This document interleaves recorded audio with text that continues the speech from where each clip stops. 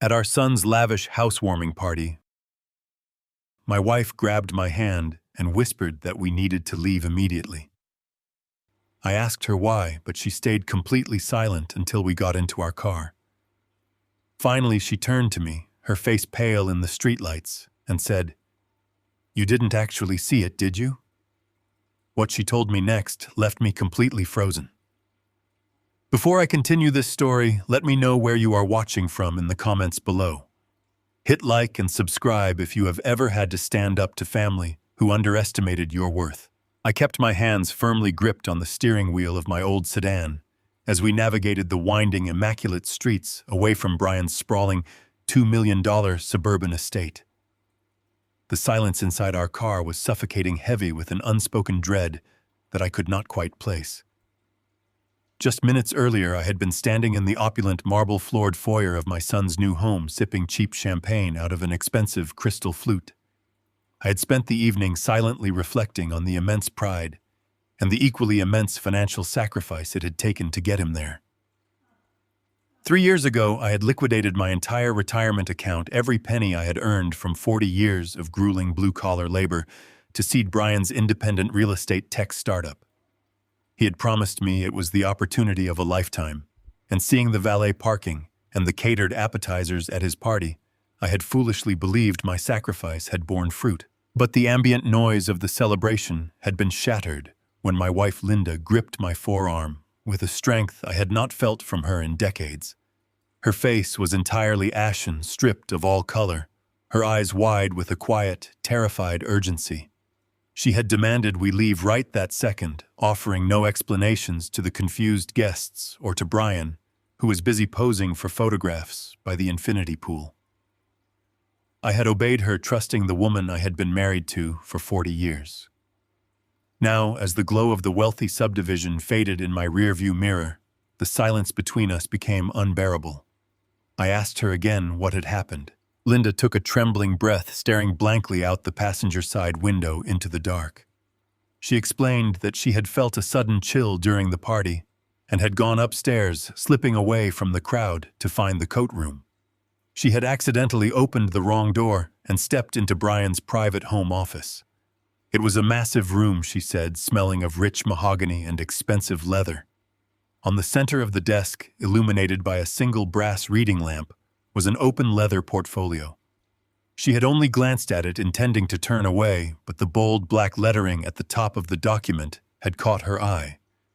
It was a formal notarized notice of default and foreclosure. I let out a small, confused breath, keeping my eyes on the road. I told her that businesses have financial issues all the time, that perhaps Brian's startup was just restructuring a commercial property. I tried to find the logic to protect the image of the successful son we had raised.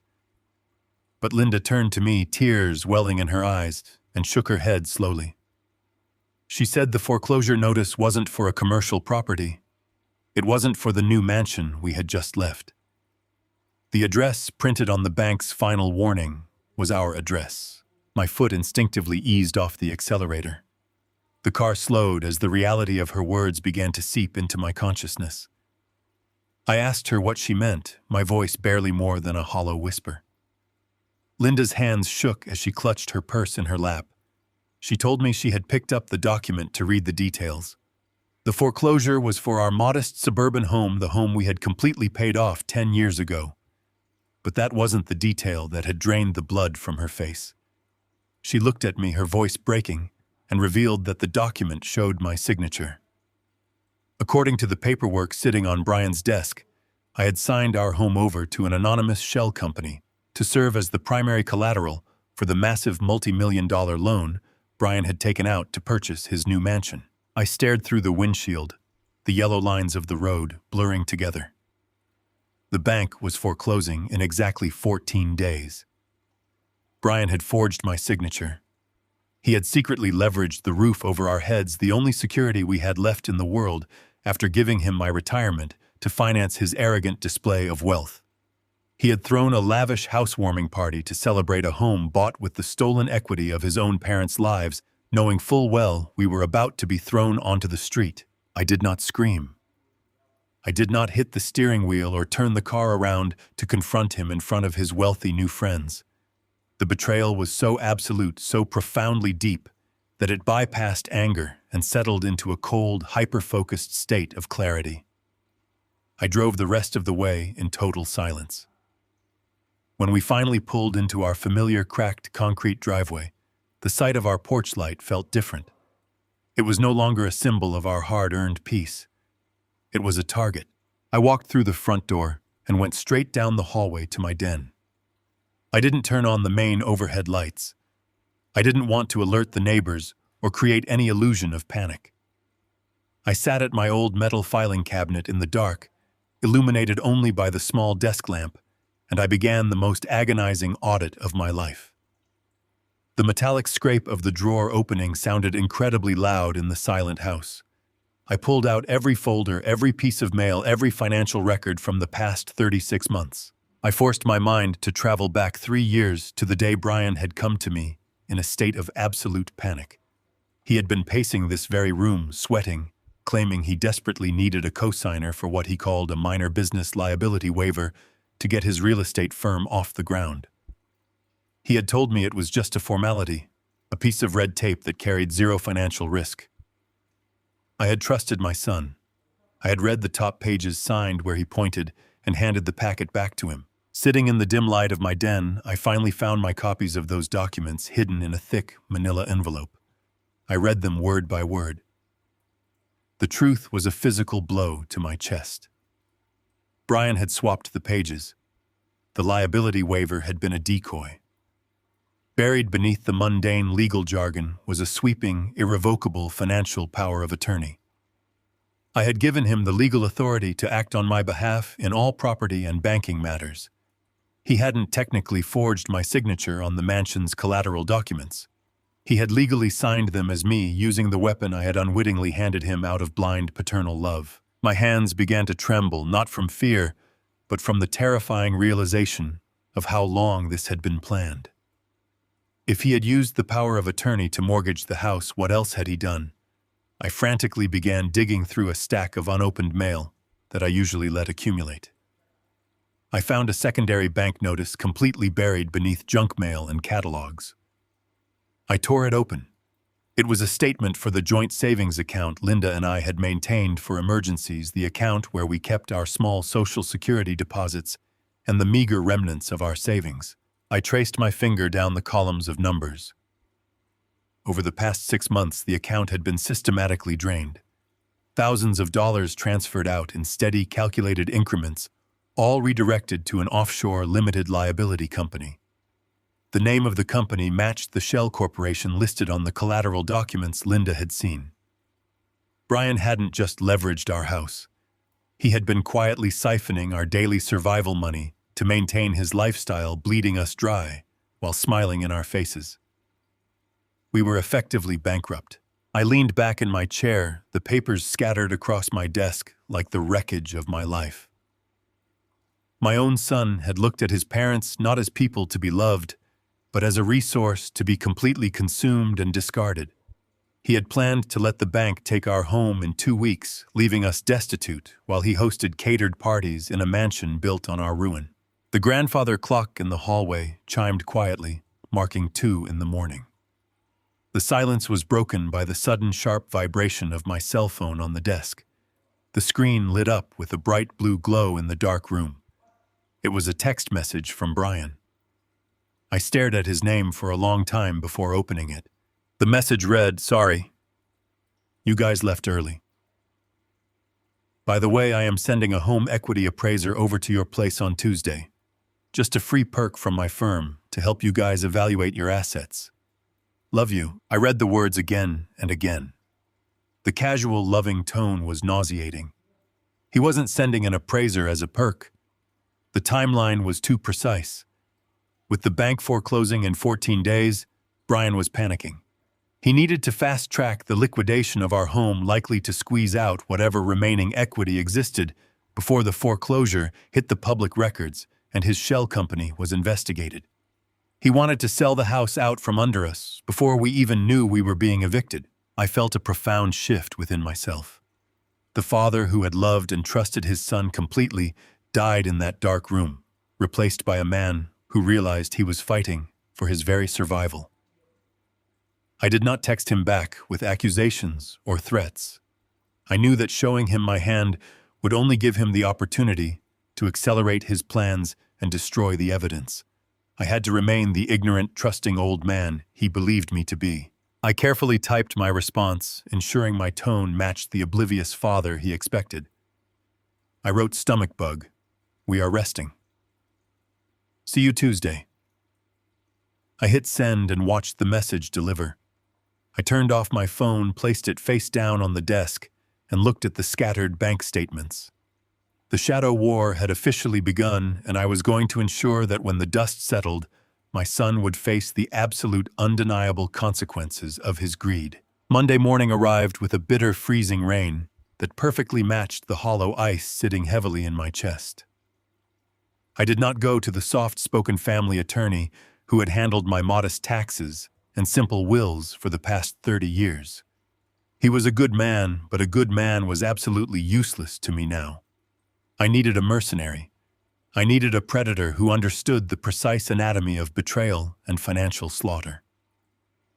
I drove downtown, navigating the slick, congested city streets until I reached a towering building constructed of dark glass and cold steel. I walked into the offices of Mr. Pierce.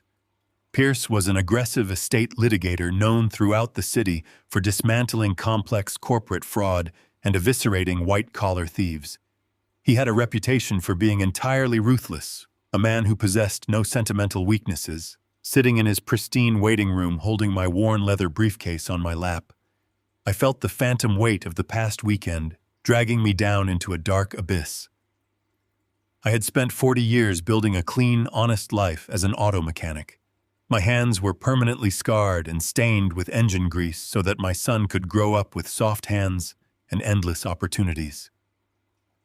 I had paid off my mortgage 5 years early, incredibly proud that my wife Linda and I would have a safe, impenetrable fortress for our final years. And Brian, my own flesh and blood, had used my unconditional trust to turn that fortress into a disposable poker chip.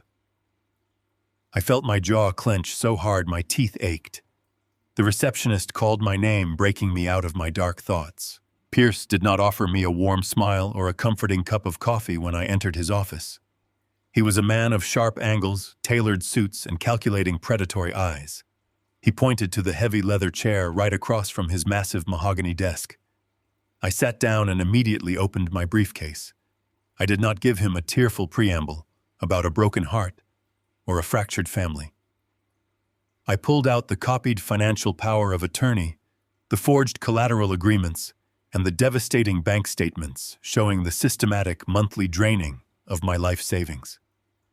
I slid the thick stack of papers across the polished wood.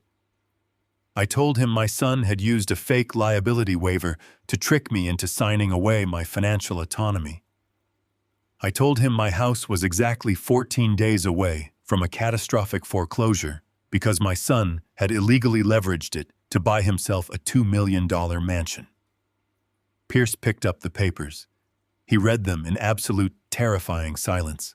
For 15 long minutes, the only sound in the enormous room was the ticking of a heavy wall clock and the sharp, deliberate turning of pages.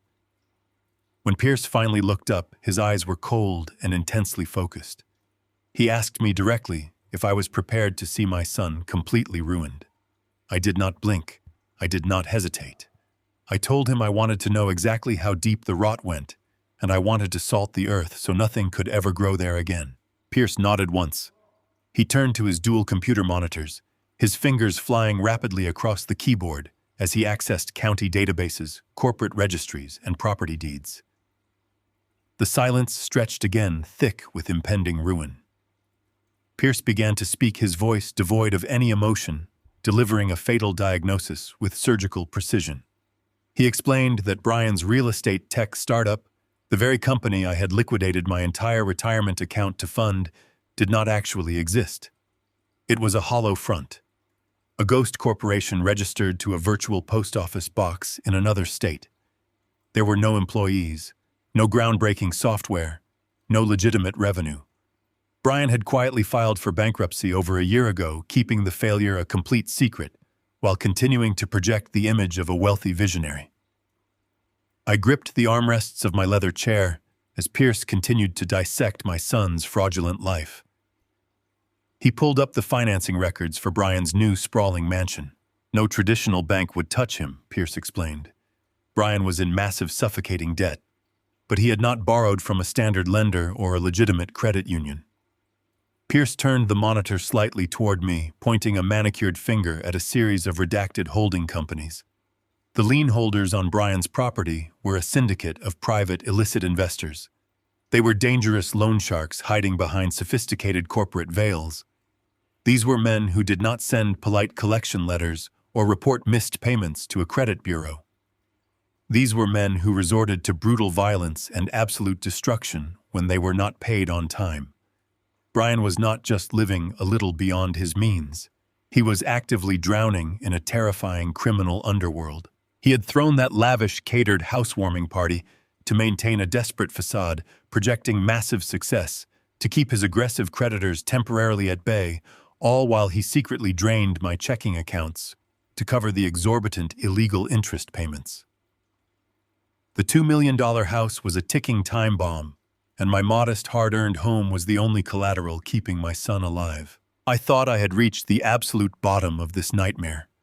I truly believed the theft of my retirement money and the impending loss of my home was the maximum extent of my son's cruelty.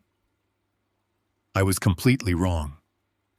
Pierce continued typing, diving much deeper into the county court filings connected to my name. Suddenly, his hands stopped moving. He leaned closer to the bright screen, a deep frown creasing his forehead. He pressed a button, printed a document, grabbed it from the tray, and laid it out flat in front of me. It was a preliminary medical evaluation form. I looked at the clinical, bureaucratic text, feeling a profound, nauseating sickness wash over my entire body. The document was an official petition for adult guardianship.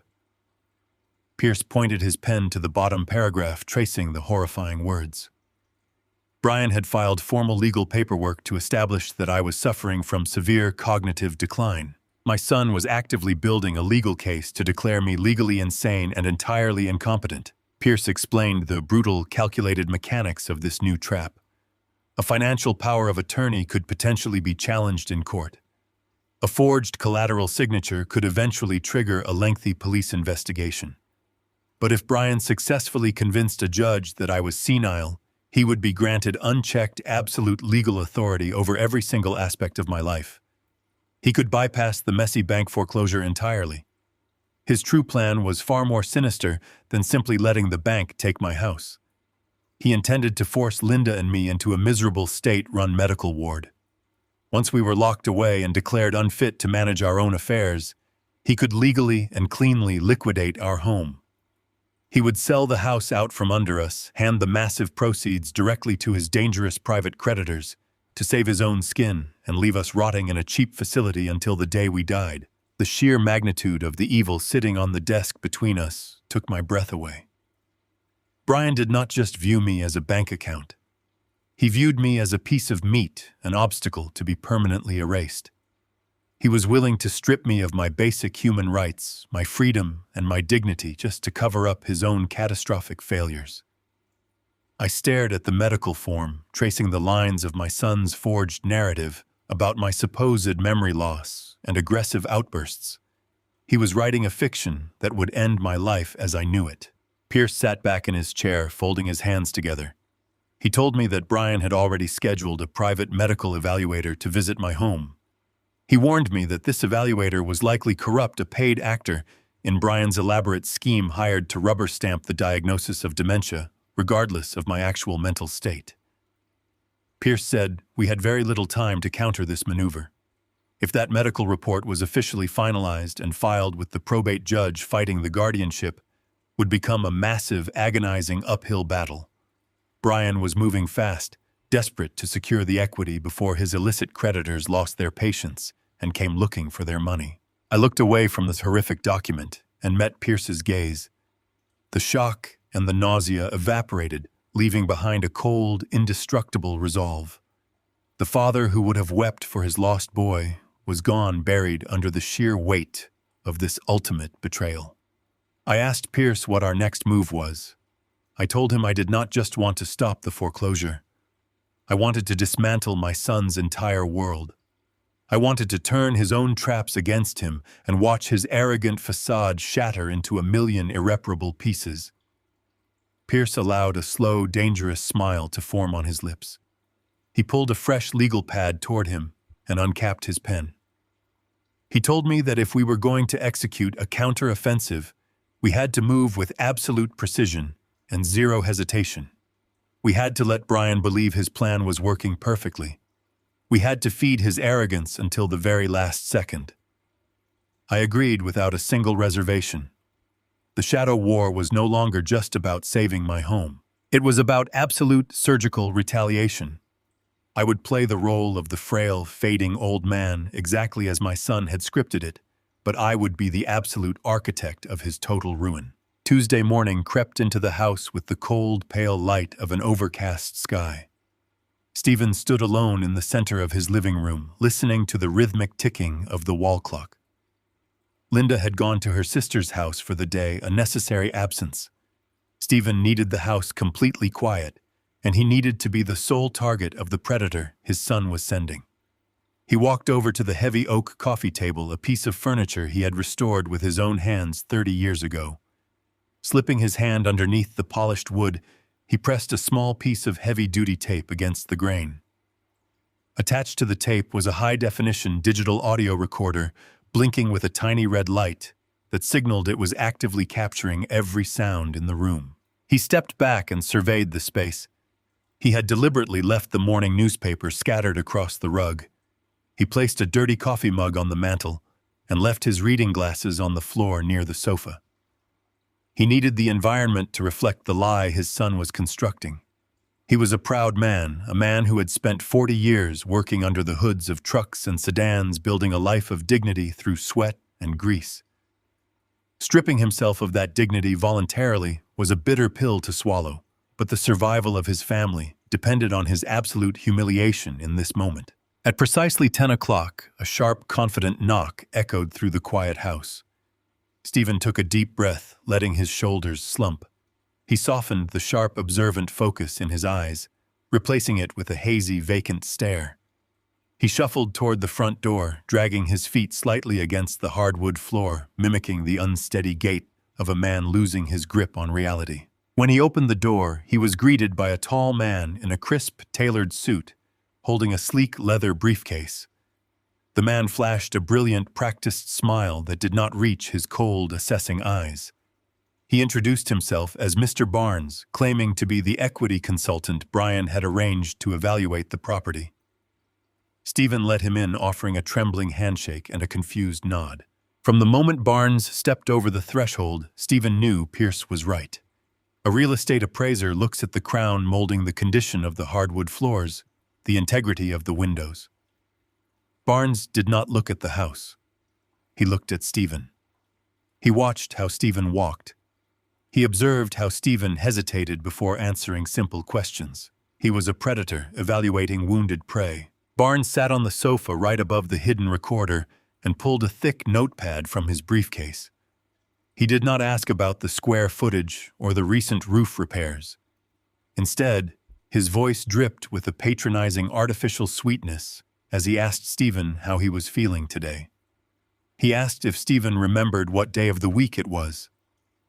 He asked if Stephen had trouble managing his daily medications, or if he ever forgot to turn off the stove. Stephen swallowed the burning pride in his throat and leaned entirely into the deception. He stared blankly at the wall for a long moment before answering. He told Barnes it was Thursday, even though it was Tuesday. He rubbed his temples, acting agitated and confused, murmuring that his memory had been slipping lately. He said he sometimes forgot where he put his keys and that the mail seemed to pile up without him noticing. Every lie tasted like ash, but he delivered them with flawless vulnerability. Barnes nodded sympathetically, scribbling furiously on his notepad. The man was practically glowing with satisfaction. He asked Stephen to fetch him a glass of water. Stephen nodded slowly and shuffled toward the kitchen. Once out of sight, he leaned against the kitchen counter, closing his eyes and taking a ragged breath. The sheer cruelty of the situation threatened to break his composure. His son had sent this man to document his decay, to build a legal cage of senility around him. Stephen grabbed a glass from the cupboard, but instead of filling it with fresh water, he poured in a cup of stale, cold coffee that had been sitting on the counter since yesterday morning. He carried the murky glass back into the living room, his hands shaking intentionally to spill a few drops on the rug. He handed the cold coffee to Barnes, calling the man by the wrong name, thanking Mr. Peterson for coming. Barnes stared at the glass of cold coffee in absolute silence. A small, triumphant smirk played at the corners of his mouth. He set the glass down on the coffee table right above the hidden microphone. He told Stephen that he had all the information he needed to finalize the evaluation. He packed his notepad into his briefcase with the brisk efficiency of a man who had just secured a very lucrative payout. Stephen walked him to the door, offering a pathetic, confused wave as Barnes stepped out onto the porch. Before leaving, Barnes patted Stephen on the shoulder, treating him like a lost child. He told Stephen not to worry about a thing, because his son Brian was taking care of everything. Stephen closed the door, and the lock clicked into place. The moment the door was sealed, the frail, confused old man vanished. Stephen stood tall, his spine rigid, his eyes burning with a terrifying clarity. He walked briskly to the window and watched through the blinds as Barnes walked down the driveway toward his luxury sedan. Barnes did not get into his car immediately. He pulled his cell phone from his pocket and made a call. He paced back and forth on the sidewalk right outside Stephen's living room window. Stephen knew he could not hear the conversation through the thick glass, but he did not need to. He had laid a trap, and the bait had been taken. Stephen waited until Barnes drove away, completely disappearing down the suburban street. He walked back to the living room, knelt on the rug, and reached beneath the heavy oak coffee table. He pulled the digital recorder free from the tape. His thumb hovered over the playback button. He knew that whatever was on this tape would permanently destroy the last remaining illusion of his family, but he pressed play anyway. The audio was crystal clear. He heard the rustling of his own footsteps shuffling into the kitchen to get the drink. Then the room fell silent on the recording. A few seconds later, the sound of a zipper echoed as Barnes opened his briefcase. Then came the distinct sound of a phone dialing and connecting. Stephen stood frozen in his living room, listening to the voice of the man who had just sat on his sofa. Barnes was speaking to Brian. The conversation was casual, ruthless, and entirely devoid of human empathy. Barnes laughed softly on the recording, telling Brian that the old man was completely gone. He said Stephen had brought him cold coffee instead of water, and did not even know what day of the week it was. He assured Brian that the medical evaluation would be a total slam dunk. Then the fatal blow was delivered through the tiny speaker. Barnes lowered his voice, demanding his compensation. He told Brian that he expected the remaining $10,000 in cash delivered by the end of the week. He explicitly stated that forging a psychiatric decline report carried heavy risks with the medical board, and that his cooperation required immediate payment. Brian's voice was muffled through the phone speaker, but Barnes' response made everything horrifyingly clear. Barnes said the paperwork declaring Stephen legally incompetent would be filed with the state by Thursday morning, giving Brian absolute authority to liquidate the house by Friday. Stephen pressed the stop button. The silence in the house rushed back in pressing against his eardrums. He stood alone in the home he had worked his entire life to secure, holding undeniable auditory proof that his own son had bribed a corrupt medical professional to legally erase his existence. There was no sadness left in Stephen. The sorrow had been completely burned away, replaced by a cold, mechanical drive to protect his wife and his legacy from the predator that shared his blood. Brian thought he was playing a brilliant game of chess, pushing pawns across the board to secure his stolen wealth. He believed his father was a blind, helpless piece waiting to be swept away. Stephen placed the recorder into his pocket. He did not shed a single tear. He grabbed his coat and his keys. He had the weapon he needed. It was time to return to the litigator. The trap was set, and the jaws were about to snap shut. Wednesday morning brought a deceptive calm to the neighborhood. The sun shone brightly through the living room windows, casting long, warm shadows across the hardwood floors I had installed with my own hands 3 decades ago. I sat in my armchair, the digital recorder safely locked away in my desk drawer, playing the waiting game. I knew my son and his accomplices were moving the pieces on their board, but I did not expect the sheer brazenness of their next move. At precisely 11 o'clock, the doorbell rang, not with a polite knock, but with 3 sharp, impatient presses. I shuffled to the door, adjusting my posture, to reflect the tired, confused old man I was pretending to be.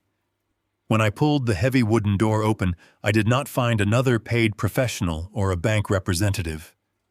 I found my daughter-in-law, Amanda. She stood on my porch wearing a tailored beige trench coat and oversized designer sunglasses, clutching a thick metal clipboard to her chest. She did not wait for an invitation. She simply pushed past me, stepping into my home as if she already held the deed. I closed the door slowly, watching her perfectly manicured heels click against the floorboards. Amanda had always been a woman who measured the world entirely by price tags. When Brian first brought her home years ago, I had tried to welcome her, hoping she would soften his growing ambition. Instead, they had fueled each other. Now she walked through my living room with the cold, calculating eyes of a liquidator assessing a bankrupt estate. She pulled a sheet of neon yellow circular stickers from her pocket. Without a word of greeting, she walked straight over to the antique cherry wood credenza that Linda had inherited from her grandmother. Amanda peeled a sticker and slapped it directly onto the polished wood. She scribbled a number on her clipboard. I stood near the entryway, forcing my hands to tremble slightly, playing my role. I asked her what she was doing, my voice intentionally wavering and weak. Amanda did not even bother to look at me. She moved to the dining room, running her hand along the edge of our solid oak table before slapping another bright yellow sticker on its surface. She let out a long, exasperated sigh, complaining that the house was suffocatingly full of useless clutter. She spoke to me not as a father-in-law, but as an annoying tenant who had overstayed his welcome.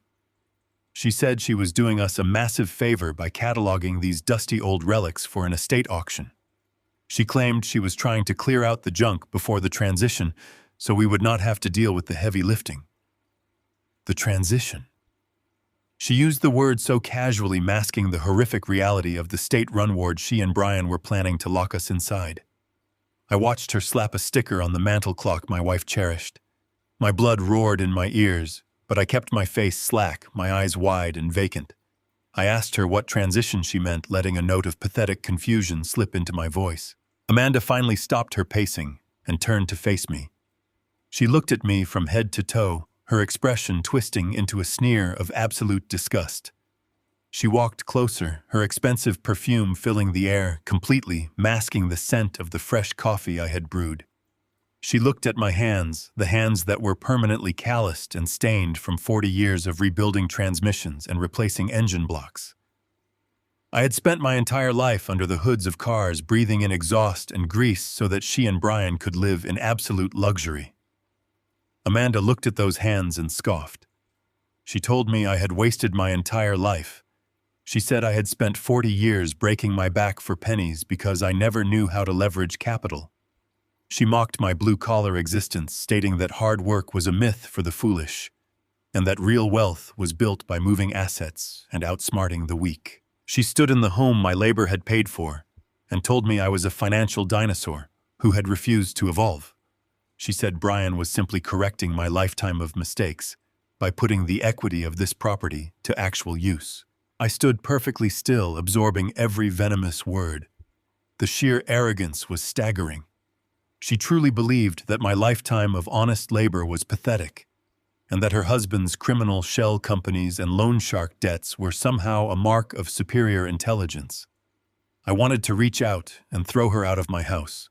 I wanted to tell her I knew exactly what kind of pathetic, terrifying debt Brian was hiding from the world. I wanted to watch her arrogant smirk shatter into 1,000 pieces, but I remembered the cold, relentless strategy Mr. Pierce had laid out. I had to let them hang themselves. I had to feed their monstrous egos until the trap was perfectly primed. I lowered my head, forcing my shoulders to hunch. I mumbled an incoherent apology, telling her I was just feeling very tired lately, and that my memory was not what it used to be. I asked her if she would like a glass of water for her trouble, offering a weak, trembling smile. Amanda rolled her eyes, letting out a sharp, dismissive laugh. She told me to go get her some sparkling water with ice and to make sure the glass was actually clean. She turned her back to me instantly, dismissing my existence entirely as she resumed evaluating our life's possessions. I nodded slowly, turning my back and shuffling toward the kitchen. The moment I crossed the threshold and stepped out of her line of sight, the frail old man completely disappeared. I stood upright, my chest rising and falling, with controlled, silent breaths. I walked quietly to the kitchen island, grabbing a glass from the cabinet. Our house had an open floor plan, and the acoustics were such that if you stood by the refrigerator, you could hear a pin drop in the living room. I did not turn on the faucet. I stood in the absolute silence of the kitchen, clutching the empty glass, and I listened. I heard Amanda sigh heavily from the living room, followed by the distinct sound of a cell phone dialing. A moment later, she began to speak. Her voice was no longer filled with the patronizing disgust she had used with me. It was sharp, eager, and entirely professional. She greeted someone named Gregory, calling him by his first name with a familiar, greedy warmth. I knew exactly who Gregory was. He was the luxury real estate broker who handled the most exclusive illicit property transactions in the county. Amanda began to pace the hardwood floors, her heels clicking rhythmically as she delivered a status report that made the blood freeze in my veins. She told Gregory that the situation was perfectly under control. She said she was standing in the property right now and that the old man was completely gone. She used those exact words. She told the broker that I was fading fast, wandering around the house like a ghost who did not even know what year it was.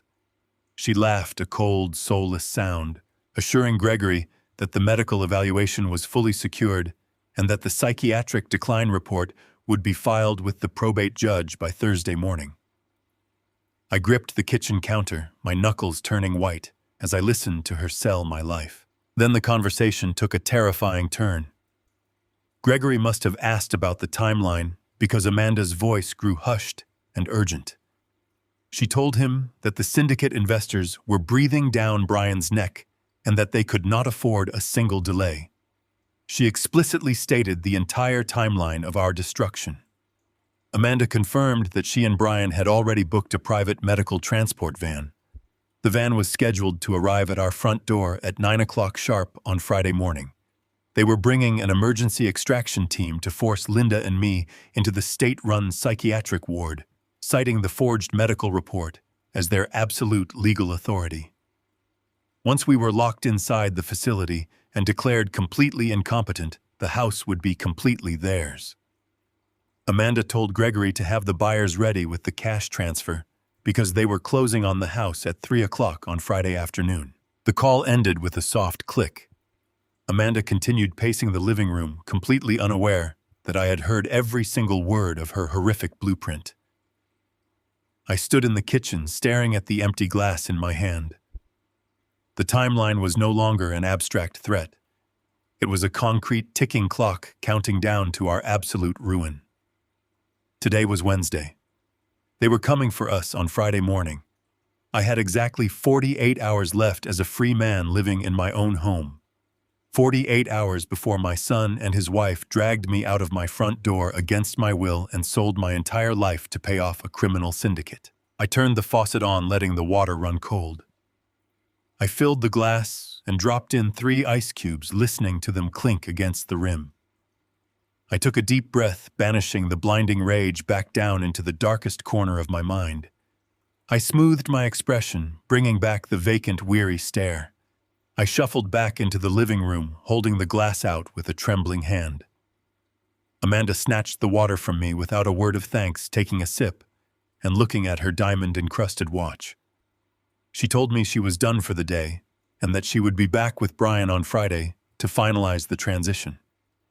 She looked at me with a sickening fake pity, telling me to pack a very small bag and to leave the heavy lifting to them.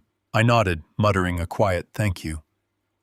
I walked her to the front door and watched her step out into the bright afternoon sun. As she walked to her car, I felt a terrifying absolute calm settle over me. She thought she was looking at a broken, defeated old man. She had no idea she was looking at the architect of her impending destruction. They were coming on Friday. Let them come. I closed the door and locked it tight. I had 48 hours to finish the counterstrike, and I was not going to waste a single second. I watched Amanda's luxury vehicle disappear down the quiet suburban street, taking her toxic perfume and her arrogant assumptions with it. The bright yellow auction stickers she had carelessly slapped on our antique furniture glowed in the afternoon sunlight. They looked like fluorescent parasites clinging to my life's work. I did not peel them off. I left them exactly where she had placed them. They were no longer insults. They were evidence of an overconfident enemy who believed the war was already won. The countdown was deafening in my ears. I had 48 hours, 2 days until my son brought a medical transport team to rip me from my home and lock me in a state-run asylum. 2 days until he sold the roof over my head to satisfy a gang of loan sharks. I walked over to the hallway mirror and looked at my reflection. The tired, stooped posture I had maintained for my daughter-in-law vanished. I straightened my back, feeling the familiar rigid strength return to my spine. I grabbed my keys, stepped out into the crisp afternoon air, and drove straight back to the dark glass tower downtown. The drive was a blur of gray concrete and flashing traffic lights. I navigated the city streets with a cold, mechanical precision. Mr. Pierce did not make me wait in the lobby. When his receptionist saw me walk through the heavy glass doors, she immediately stood up and ushered me into his sprawling mahogany office. Pierce was standing by his massive windows, looking down at the crawling city traffic like a hawk assessing a hunting ground. I dropped my worn leather briefcase onto his desk with a heavy thud. I told him we had a concrete timeline. I told him Brian and Amanda had booked a private medical transport for Friday at 9 in the morning. I recounted every word I had overheard in the kitchen, detailing the corrupt notary, the rapid closing scheduled for Friday afternoon, and the exact hour my son planned to wipe me off the map. Pierce turned around, his eyes narrowing into dark, calculating slits. He did not offer useless sympathy. He did not waste breath telling me how horrible my son was. He simply walked to his desk, rolled up his tailored sleeves, and said, "We were going to drop a financial bomb on Brian's entire existence." Pierce explained the mechanics of our counteroffensive with a chilling surgical precision. The financial power of attorney Brian had tricked me into signing was broad and devastating, but it possessed a singular fatal flaw. It was built on a foundation of documented fraud. Because Brian had used a decoy liability waiver to secure my signature, the underlying consent was entirely manufactured. Pierce told me that in standard estate law, challenging a fraudulent power of attorney could take months tied up in crowded probate courts while a judge untangled the mess. We did not have months. We had less than 2 days. But Pierce was not a standard family lawyer. He was a mercenary who specialized in destroying corporate empires. He knew that we did not need to fight Brian in an open courtroom. We just needed to pull the financial rug out from under him before he even realized the floor was moving. Pierce began rapidly typing commands into his dual monitors, pulling up international banking codes and impenetrable corporate registries. He told me he was bypassing the local probate courts entirely. Instead, we were going to utilize an obscure, aggressive legal maneuver. Because the power of attorney was technically voidable due to the initial fraud, the property deed was still vulnerable to a direct overriding transfer by the primary owner, provided the owner acted before a judge declared him incompetent. Pierce established a blind, irrevocable offshore trust. This was a legal fortress, a financial black hole located in a jurisdiction that did not recognize or respond to standard domestic collection attempts. Pierce printed a thick stack of complex legal documents and pushed them across the desk. He told me that by signing these papers, I was legally selling my own home to this impenetrable trust for the sum of exactly $1. I picked up his heavy gold pen. I did not hesitate. I did not let nostalgia or fear cloud my judgment. I signed my name with a steady, forceful hand, binding my property to the offshore entity. Pierce took the documents and immediately fed them into a specialized scanner, digitally filing the overriding deed transfer directly with the county clerk through an expedited emergency channel. I sat in the heavy leather chair and watched the loading bar on his screen inch toward completion. Every pixel represented a nail in my son's financial coffin. When the screen flashed green confirming the transfer was officially recorded, the air in the office seemed to shift. Pierce leaned back in his chair and let out a low, dangerous laugh. He looked at me and said it was done. My house no longer belonged to Stephen. It belonged to an anonymous, untouchable corporation. I asked Pierce what this meant for Brian. I wanted to know exactly how the blade was going to cut. Pierce smiled a cold, predatory expression that perfectly mirrored the ice in my own chest. He explained the catastrophic domino effect that was already beginning to ripple through the financial underworld.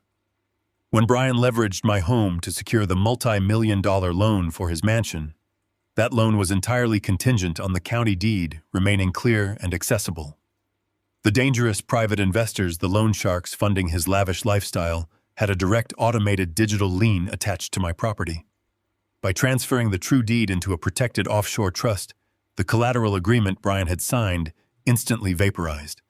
It was rendered completely null and void. Pierce pulled up a digital representation of Brian's private loan agreement. He pointed to a specific, deeply buried clause. These illicit investors did not play by the rules of traditional banking. They used automated algorithmic monitoring to ensure their collateral remained secure. The absolute second, the county clerk processed my deed transfer, red flags would begin flashing on the monitors of some very violent, very impatient men. Brian's massive debt was now completely uncollateralized. He had zero equity backing his $2 million mansion. In the eyes of his creditors, Brian had just committed a massive, unforgivable breach of contract. The weight of the impending destruction settled heavily into the room. Pierce leaned across the desk, his voice dropping to a harsh whisper. He told me that this overriding transfer triggered an automatic, catastrophic default on all of Brian's private loans. The syndicate would not wait 30 days to send a polite late notice. They would not call to negotiate a new payment plan or discuss terms. They would demand their money immediately in full, and they would strip Brian of everything he possessed to get it. His bank accounts would be frozen. His assets would be targeted. The illusion of his immense wealth was evaporating by the second, leaving him entirely exposed to the wolves he had invited into his life. Brian had built a house of cards on the arrogant assumption that I was a weak, gullible old man who would quietly fade away into an asylum without putting up a fight. He had spent the afternoon gloating alongside his wife, believing he was a mere 48 hours away from total, absolute victory. He thought he had outsmarted his blue-collar father. He had absolutely no idea that while he was picking out the medical transport van to haul me away, I had just detonated a financial nuclear weapon directly beneath his feet. I stood up from the leather chair feeling lighter than I had in months. The crushing anxiety of losing my home had vanished, replaced by the absolute certainty of my impending justice. I shook Pierce's hand, thanking him for his ruthless efficiency. As I walked out of the glass tower and back into the bustling city streets, I looked up at the darkening sky. The trap was officially locked. The timer had reached 0. The absolute destruction of my son's stolen empire was no longer just a distant possibility. It was a mathematical certainty moving toward him like a freight train in the dead of night. All I had to do now was go home, make a pot of coffee, and wait for Friday morning. The ink was barely dry on the offshore trust documents when the heavy oak door to Pierce's office swung open. A man in a rumpled gray suit stepped into the room carrying a thick, expanding file. Pierce introduced him simply as Vance, his lead private investigator. Vance did not offer a polite greeting or engage in any idle chatter. He dropped the massive file directly onto the mahogany desk, right next to the newly minted trust paperwork.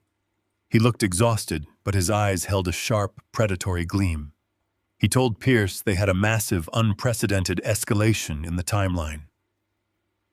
Vance pulled a series of printed spreadsheets from the expanding file and spread them out under the harsh office lights. They were detailed banking manifests showing the exact route my stolen retirement funds had taken over the past 6 months. Vance traced his finger along a line of highlighted transactions. He explained that Brian had not simply walked into a local branch and withdrawn my savings. He had used the forged power of attorney to establish a highly sophisticated series of automated digital transfers. The money had moved from my local credit union to a temporary holding account in Delaware. From Delaware, it was wired across state lines to a dummy corporation registered in Nevada. Finally, the funds were blasted offshore directly into the accounts of the violent syndicate holding the lien on Brian's $2 million mansion. Vance pushed another document toward me, a highly detailed breakdown of the exact financial transfers. I looked down at the highlighted columns, seeing the specific dates and times my money had been stolen. I saw a transfer of $12,000 initiated on the exact same day Brian had come over for a Sunday barbecue, smiling and eating the food I had purchased. I saw a massive withdrawal of $40,000 executed while Linda and I were attending a community charity event. Every stolen dollar represented a specific piece of my life, a weekend spent grinding away in the auto shop, an anniversary trip Linda and I had canceled to save money, a delayed retirement that I had accepted without complaint.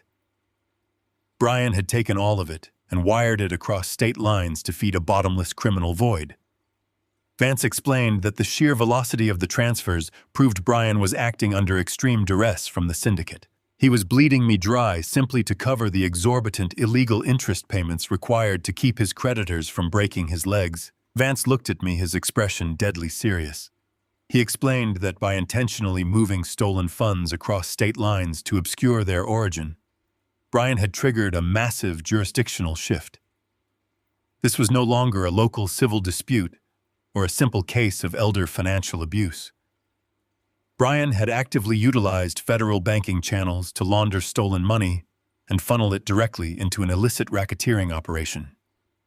He had committed interstate wire fraud on a massive scale. Vance opened a separate folder revealing grainy surveillance photographs and heavily encrypted communication logs. He explained that the illicit private equity firm holding the lien on Brian's mansion was not just a group of aggressive local lenders. They were a highly sophisticated, organized criminal syndicate operating out of the shadows. They specialized in predatory lending, money laundering, and violent asset seizure. Vance told us that federal authorities had been tracking this specific syndicate for over 5 years, but the leaders were incredibly cautious, insulating themselves behind layers of untraceable shell companies and anonymous digital wallets. They never left a paper trail, and they never made direct threats that could be recorded. But Brian, in his absolute arrogance and desperate greed, had been incredibly sloppy. He was not a hardened criminal mastermind. He was a desperate amateur trying to play in a league he did not understand.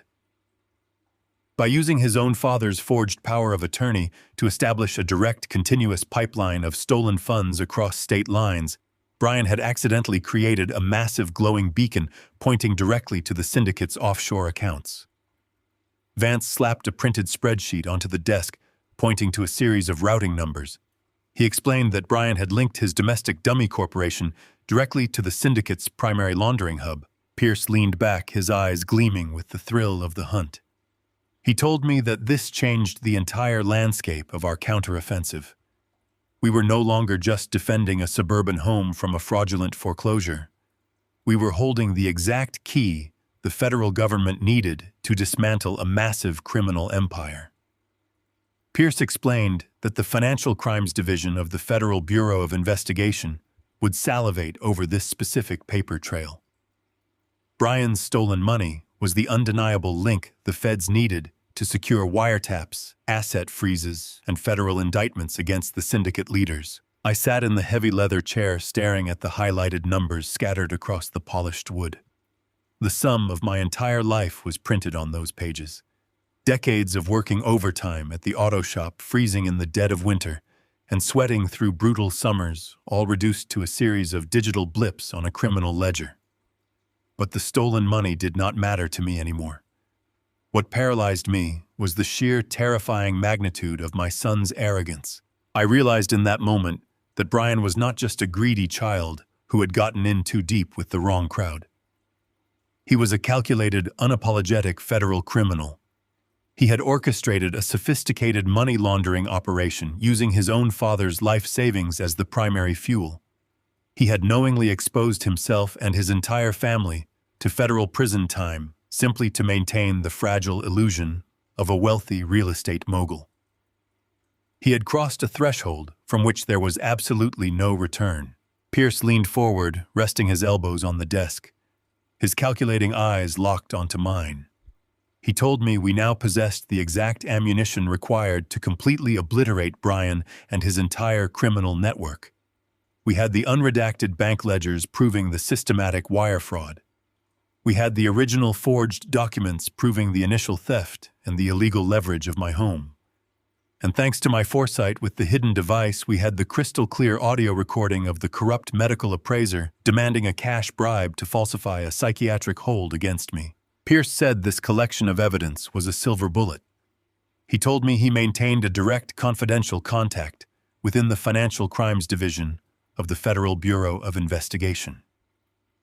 This contact was a veteran senior agent who had spent his entire career hunting this specific breed of financial predator. This agent did not care about family drama or suburban squabbles. He cared about securing airtight federal convictions against untouchable syndicates. Pierce assured me that the audio recording I had secured from beneath my coffee table was the absolute crowning jewel of the evidence packet. It proved beyond a shadow of a doubt that Brian was actively engaging in bribery extortion and the manipulation of medical professionals to further his financial crimes. It elevated his actions from desperate theft to a highly organized criminal conspiracy. The federal authorities would use that recording to secure an immediate emergency warrant, bypassing the usual bureaucratic delays. Pierce promised he could package our evidence and anonymously hand-deliver it to the federal authorities within the hour. The room fell into a heavy, suffocating silence. Pierce did not push the paperwork toward me immediately. He sat back and looked at me with a profound, unblinking intensity. He warned me that I needed to understand the exact permanent consequences of this action before I gave him the green light. He explained that once the evidence was securely in federal hands, we would completely lose control of the narrative. The federal government would not treat this as a tragic family dispute. They would treat it as a massive active racketeering case. Pierce spelled out the destruction with ruthless precision. He told me the federal agents would instantly freeze every single bank account tied to Brian's name or his fake real estate firm. They would secure warrants and execute a dawn raid on his sprawling suburban mansion, utilizing heavily armed tactical teams to tear through his lavish possessions and secure his hard drives. They would seize his assets, his luxury vehicles, and his fraudulent business under strict federal forfeiture laws. Everything Brian claimed to own would be confiscated and cataloged as evidence in a federal criminal conspiracy. Pierce made it absolutely clear that the punishment would not stop at financial ruin. Brian would be hauled into an interrogation room and relentlessly squeezed by federal prosecutors. They would threaten him with decades in a maximum security penitentiary unless he provided testimony against the violent syndicate leaders. Amanda would be thoroughly investigated, her communications scrutinized, and she would likely be indicted as a knowing co-conspirator for enjoying the fruits of the stolen wealth. Their entire lavish lifestyle built on the stolen equity of my life would be completely incinerated in a matter of days, leaving them entirely destitute, publicly humiliated, and facing total, absolute ruin. Pierce paused, letting the weight of the impending destruction settle over the room. He asked me if I was fully prepared to be the absolute architect of my own son's downfall. He reminded me that once he made the call to his contact at the Bureau, there was no undoing the damage. No amount of regret, pity, or lingering paternal love could pull the federal agents back once they caught the scent of the blood in the water. The syndicate would be exposed, Brian would be arrested, and the fallout would be absolute and irreversible. He asked me one final time if I was ready to pull the trigger. I sat in the heavy leather chair, listening to the ticking of the wall clock. I let the silence stretch, running my calloused hands over the rough fabric of my jeans. I thought about the terrified look on my wife's face when she discovered the foreclosure notice on Brian's pristine mahogany desk. I thought about Amanda strutting through my living room in her expensive designer heels, slapping bright yellow auction stickers onto the antique furniture my wife cherished, openly complaining about the clutter in a home she was actively conspiring to steal. I thought about Brian laughing on the recorded phone call, promising a corrupt medical appraiser $10,000 in cash to lock his own father in a miserable state-run asylum for the rest of his life. The boy I had raised, the son I had sacrificed everything for, the child I had protected and nurtured, had died a long time ago. The man currently living in that $2 million mansion was a parasite feeding on my labor, my sweat, and my unconditional trust. He had intended to throw Linda and me onto the street completely destitute and declared legally insane just to save his own skin. He had brought this utter destruction upon himself the absolute second he decided my life was worth less than his arrogant facade. I looked Pierce directly in the eyes. I did not shed a tear, and my voice did not waver for a single second. I told him to make the call. I authorized him to forward every single piece of evidence we possessed. I told him to send the unredacted ledgers proving the wire fraud, the official county documents exposing the forged signatures, and the crystal-clear audio recording of the medical bribe directly to his contact at the Federal Bureau of Investigation. I told him I wanted the full crushing weight of the federal government to fall upon my son before Friday morning. Pierce nodded, a slow, dangerous smile spreading across his sharp features. He picked up his desk phone and dialed a secure encrypted number, setting the terrifying federal machinery into immediate motion. The trap was now fully armed and heavily fortified. Brian believed he was 48 hours away from securing a massive payout and silencing his parents forever. He had absolutely no idea that a federal racketeering case was currently being opened against him, or that heavily armed tactical agents were already beginning to build the raid profile for his sprawling estate. I stood up from the leather chair, thanking Pierce and Vance for their brilliant, ruthless efficiency. I was perfectly ready for the storm that was about to hit. I was completely, absolutely ready to watch my son lose everything. I drove back to the house knowing the federal machinery was already grinding into motion. The afternoon sun was beginning to dip below the tree line, casting long shadows across the concrete driveway. I parked the car and sat in the silence of the cabin for a long moment. The hardest part of the plan was not signing away the deed or handing the evidence over to the federal agents. The hardest part was what I had to do next. I walked inside the quiet house and placed my keys on the counter. I had to call the man who was actively trying to destroy me and pretend that he had already won. I walked into the living room and stared at the bright yellow auction stickers Amanda had plastered all over our antique furniture. They were disgusting reminders of their absolute arrogance, but they were also my anchor. I used the sight of those stickers to bury my anger. I forced my breathing to shallow out. I let my shoulders slump forward, mirroring the posture of a defeated, broken man. I picked up the telephone from the side table. My hands were perfectly steady, but I knew I had to make my voice tremble. I dialed the number for my son. Every ring of the phone felt like a heavy drumbeat. I pictured Brian in his $2 million mansion, completely oblivious to the financial earthquake that was already rippling toward him. I pictured him sitting in his home office, the exact same room where my wife had discovered the forged foreclosure notice. The line clicked, and his voice filled the earpiece.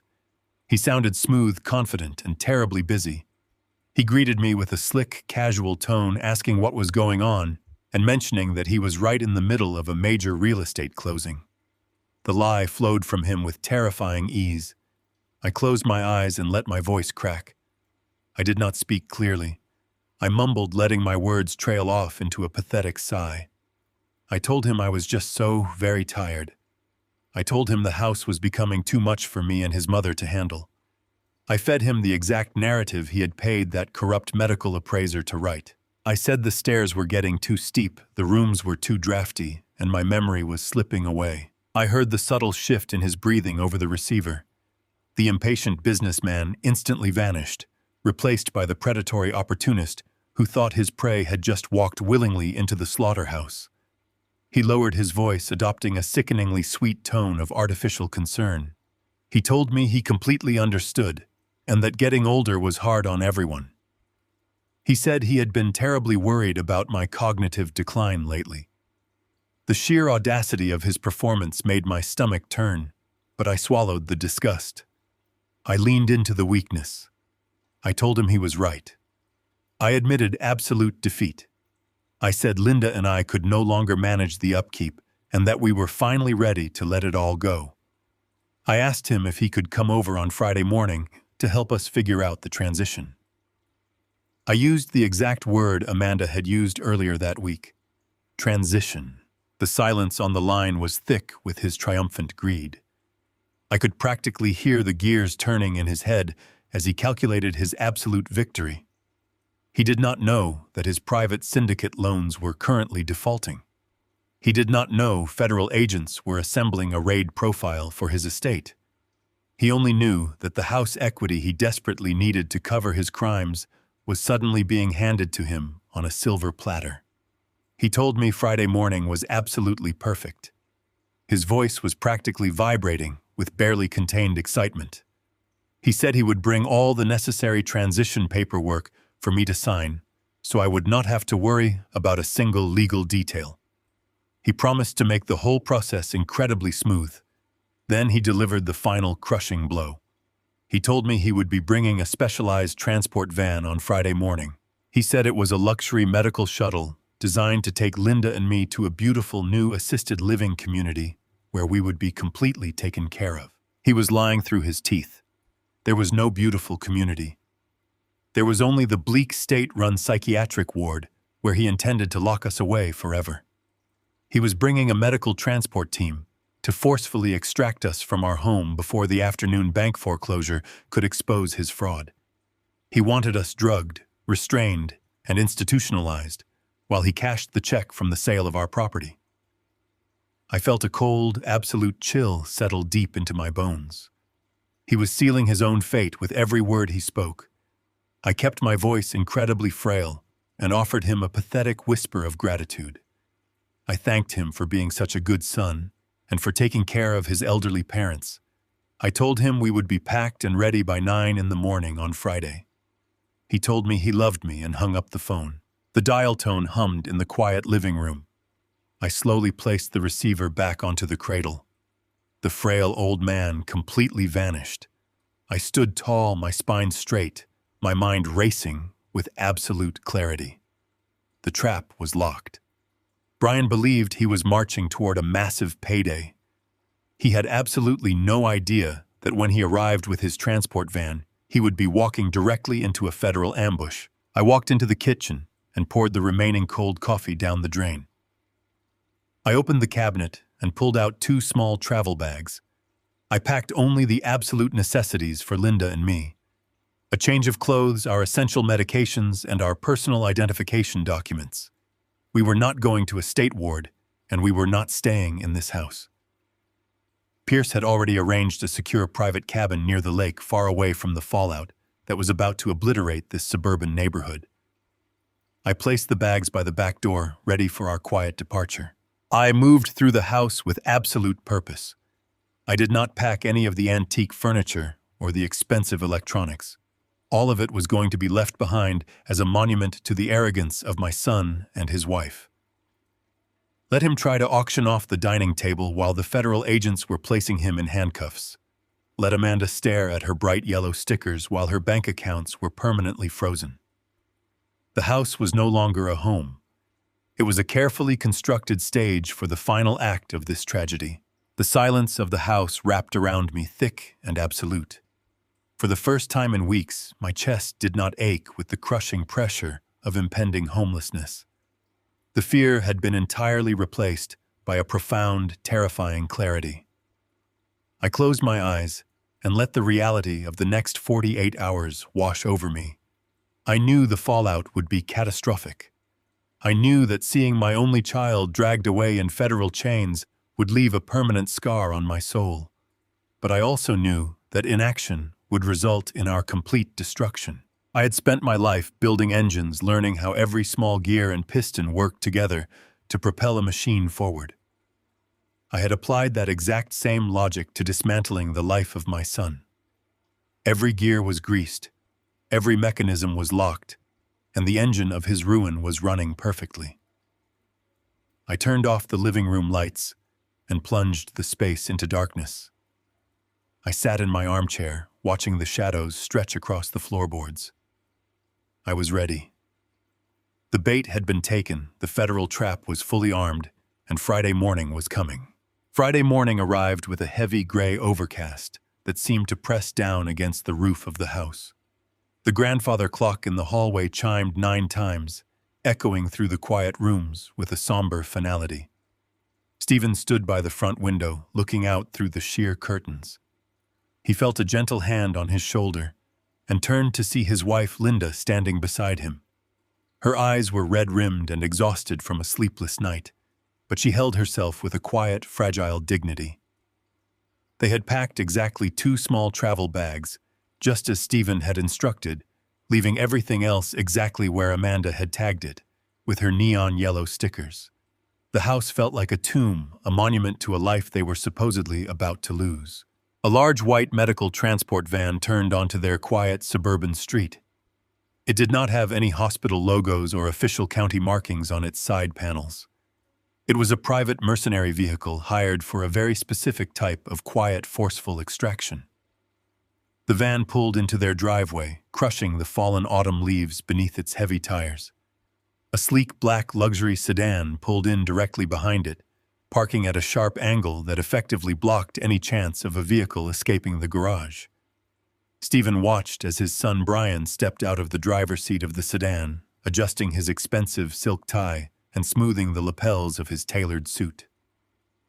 Amanda emerged from the passenger side holding her silver metal clipboard like a protective shield against the morning chill. They did not come alone. 2 men in dark blue scrubs climbed out of the front cab of the transport van. They were massive, muscular men who looked much more like nightclub bouncers than compassionate medical professionals. One of them walked to the rear doors and pulled a heavy folding wheelchair from the back, snapping it open with a loud, sharp metallic clack that made Linda flinch. A 5th man stepped out of the back seat of Brian's sedan. He was a short, balding man, clutching a battered leather briefcase, sweating profusely and constantly wiping his forehead with a handkerchief. Stephen knew instantly who this nervous man was. He was the corrupt notary public Pierce had warned him about, the final piece of Brian's fraudulent puzzle brought here to officially witness and rubber stamp the theft of their entire existence. The front door unlocked with a sharp, loud click. Brian still possessed a brass key from his college days, a key he had not used for a friendly family visit in over a decade. The heavy wooden door swung open, and the 5 intruders stepped into the foyer, bringing the cold morning air in with them. The house suddenly felt suffocatingly small. Brian walked in with his chest puffed out, exuding the arrogant, untouchable authority of a conqueror stepping onto vanquished territory. He offered a wide, brilliantly fake smile that completely ignored the sheer terror he was actively inflicting on his own mother. Brian announced loudly that they were right on time and that he hoped his parents were packed and ready for their big transition. The word transition hung in the air, dripping with venomous deceit. The 2 massive men in scrubs stood silently by the doorway, crossing their thick arms and completely blocking the only exit out of the house. The sweaty notary hovered nervously behind Brian, tightly gripping the handle of his briefcase and refusing to make eye contact with Stephen or Linda. Amanda did not bother with any fake pleasantries or forced smiles. She marched directly past Stephen, her expensive heels clicking aggressively against the hardwood floor, and zeroed in on Linda. Linda was standing near the edge of the sofa, her hands trembling slightly as she clutched a small, worn, leather-bound photo album to her chest. It contained the only surviving pictures of Linda's own parents from before they passed away. Amanda stopped in front of her mother-in-law, looking her up and down with an expression of absolute, profound disgust. Without a single word of warning, Amanda reached out and snatched the photo album right out of Linda's fragile hands. Amanda tossed the precious album carelessly onto the coffee table, right on top of one of her bright yellow auction stickers. The heavy book landed with a dull thud, sliding dangerously close to the edge of the glass. Amanda crossed her arms and glared at Linda. She spoke in a sharp, biting tone, treating a 70-year-old woman like a disobedient, foolish toddler. She demanded to know where their luggage was. Linda swallowed hard, pointing a trembling finger toward the two small duffel bags sitting by the kitchen counter. Amanda walked over and kicked one of the bags with the pointed toe of her designer shoe, testing its weight and inspecting the canvas material with obvious distaste. She turned back to Linda and delivered her cruelty with absolute surgical precision. She told Linda that they were only allowed to bring absolute necessities. She stated that the state facility where they were going was highly regulated and strictly managed. Amanda leaned in close, lowering her voice so that every word carried maximum emotional impact. She told her mother-in-law that the psychiatric ward did not have room for her useless garbage. She explicitly commanded Linda to leave the photo albums, the hand-knitted blankets, and the cheap family heirlooms behind. She claimed the nurses at the facility would only throw that trash into the incinerator anyway, because state wards did not allow patients to keep personal clutter. Stephen stood frozen, watching his wife absorb the devastating emotional blow. Decades ago, Linda had spent 3 entire months knitting a beautiful, intricate baby blanket when Amanda first announced she was pregnant. Amanda had accepted the heartfelt gift with a tight, forced smile, and Stephen had later found that exact same blanket stuffed into a black trash bag in Brian's garage covered in dust. Linda had never stopped trying to love the woman who stole her son. Now she was standing in her own living room being told that her entire life's memories were nothing more than garbage destined for an incinerator. Stephen felt a blinding, hot surge of absolute rage, threatening to break his careful facade. Every muscle in his body screamed to cross the room and physically throw Amanda out the front door. But he forced his hands to remain perfectly still. He let his shoulders slump and kept his eyes trained submissively on the floorboards. He could not afford to ruin the federal trap, not when the steel jaws were so incredibly close to snapping shut. Brian watched the brutal exchange between his wife and his mother without a single ounce of pity or intervention. He did not offer a word of comfort. Instead, he turned his predatory focus entirely onto Stephen. He unbuttoned his suit jacket and walked toward the kitchen, moving with a brisk, impatient energy. He commanded Stephen to join him at the dining table. Stephen shuffled forward, dragging his feet against the floor, playing the role of the defeated, broken patriarch to absolute perfection. When Stephen reached the table, Brian gestured to the sweaty, balding man hovering in the hallway. The notary scurried forward, opening his battered briefcase and pulling out a massive stack of thick legal documents. He placed them directly onto the center of the oak dining table, smoothing the edges with his damp hands. Brian slapped his palm down flat against the top of the paperwork, the sound echoing sharply like a gunshot through the quiet house. Brian dropped all pretense of being a loving, concerned son. His voice grew hard-cold and dripping with absolute menace. He told Stephen that these were the final relinquishment papers. He explained that these specific documents officially transferred the remaining custodial rights of the estate directly to his absolute control. Brian stated that the medical evaluation had already been legally processed and fully approved by a probate judge that very morning. He lied effortlessly, weaving a dense web of legal intimidation designed to break whatever small amount of fight Stephen might have left in his tired bones. He pulled a heavy silver pen from the inside pocket of his suit jacket and placed it deliberately on top of the signature line. He leaned across the table, invading Stephen's personal space until he could smell the mint of his son's breath. Brian told his father that he had exactly 2 choices. He could sign the papers quietly, right now, preserving a tiny shred of his dignity before he was placed into the transport van. Or he could completely refuse to sign. Brian slowly gestured over his shoulder toward the two massive men in dark blue scrubs, waiting silently by the front door. He told Stephen that if he refused to cooperate, those men were legally authorized to use extreme physical and chemical restraints to subdue him. He painted a horrific, detailed picture describing exactly how they would strap Stephen to the heavy metal gurney, inject him with powerful sedatives, and drag him out of his own home in front of all the watching neighbors.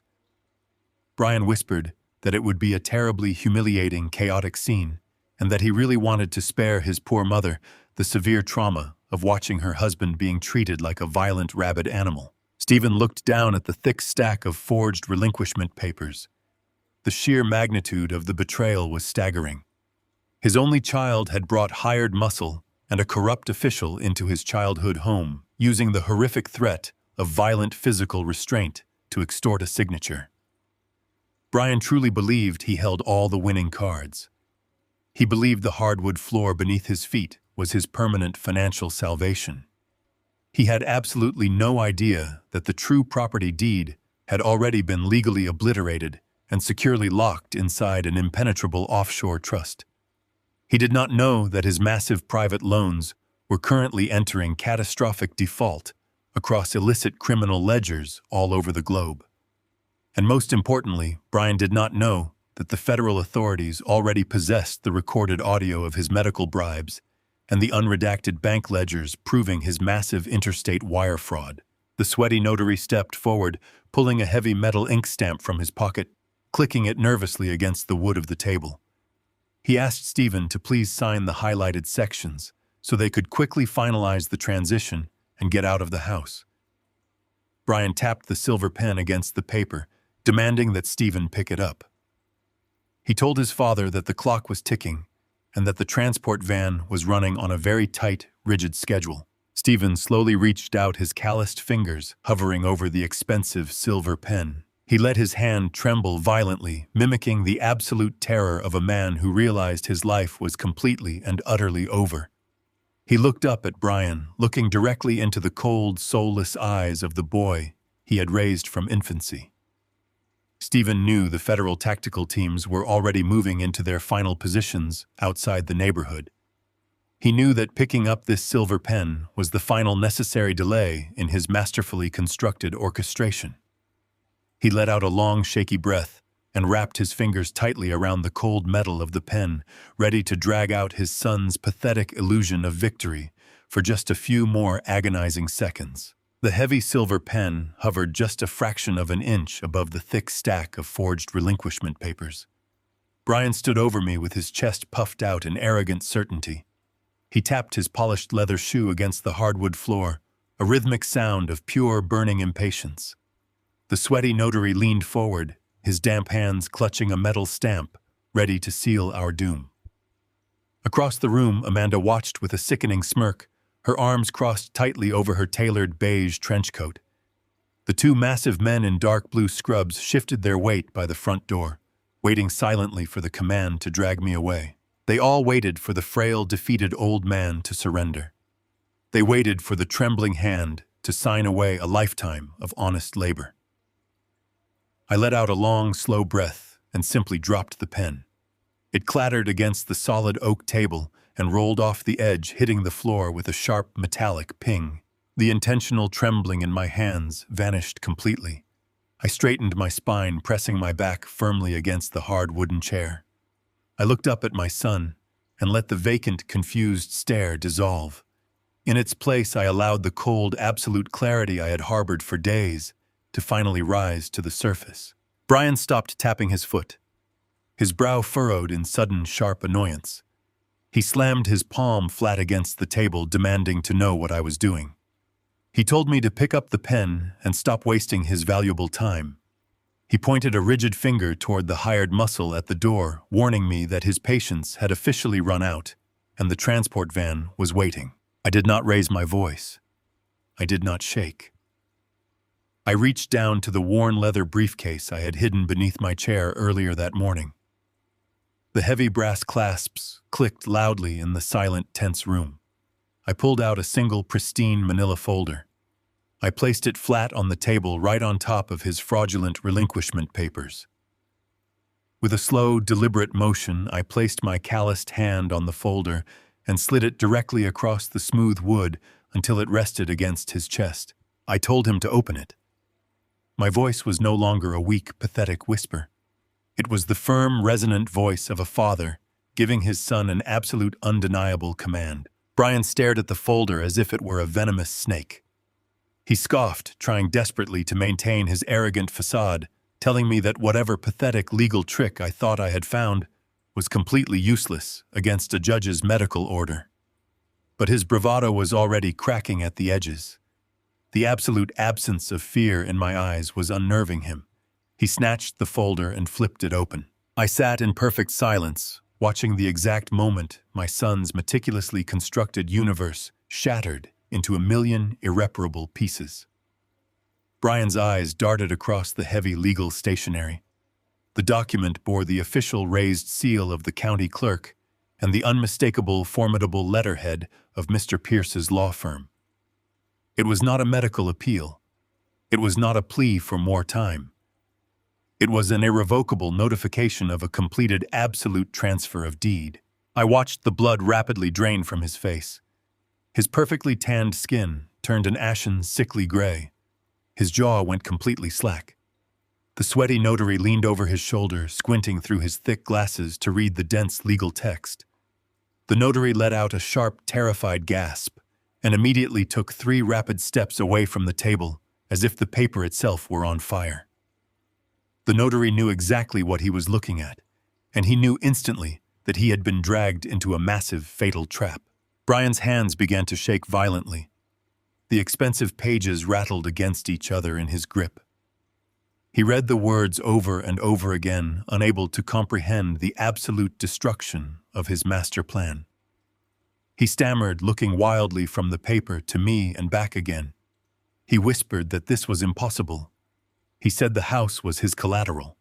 He said he had already leveraged the equity to secure his private loans. I remained perfectly still. I told him the house was no longer mine to give, and it was certainly not his to steal.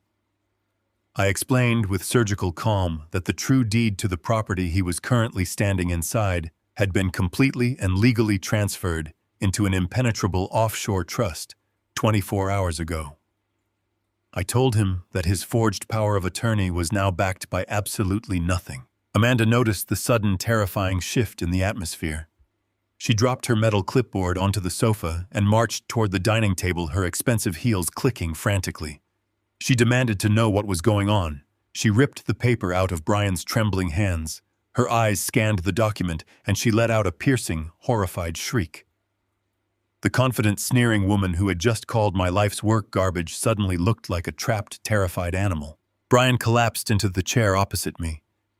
The arrogant, untouchable businessman vanished completely. In his place sat a desperate, ruined little boy. He threw his hands into his perfectly styled hair, gripping it tightly. His breathing turned into rapid, shallow gasps of pure, rising panic. He looked up at me, his eyes wide and suddenly bloodshot. He slammed his fists onto the table, screaming that I did not understand what I had done. He yelled that I had just destroyed his entire life. His voice cracked, shattering into a pathetic, desperate whine. He confessed everything right there in the open dining room. He screamed that the private equity firm held a direct, automated lien on my property. He said they were not a standard bank. They were ruthless, violent private investors who did not play by legal rules. He screamed that if he did not secure the house equity and wire the funds by 3 o'clock today, they would completely ruin him. He said they would take his mansion, his cars, his business, and his freedom. He begged me to reverse it, telling me they would come after him and break his legs if the money did not arrive. The 2 massive men in dark blue scrubs exchanged a nervous, highly confused glance. They had been hired to physically intimidate a helpless old couple. They had not signed up to be caught in the middle of a massive financial collapse involving dangerous loan sharks and untouchable offshore trusts. One of them slowly reached backward for the front doorknob, quietly unlocking it, and stepping back, preparing to abandon a sinking ship. Brian reached across the table, his hands slick with sweat, desperately grabbing at my shirt sleeve. He pleaded with me to call my lawyer. He begged me to undo the trust. He promised he would leave us alone forever if I just gave him the house to pay off the syndicate. He cried genuine, pathetic tears, telling me he was my only son and that a father is supposed to protect his child. I looked down at the hands grasping my shirt.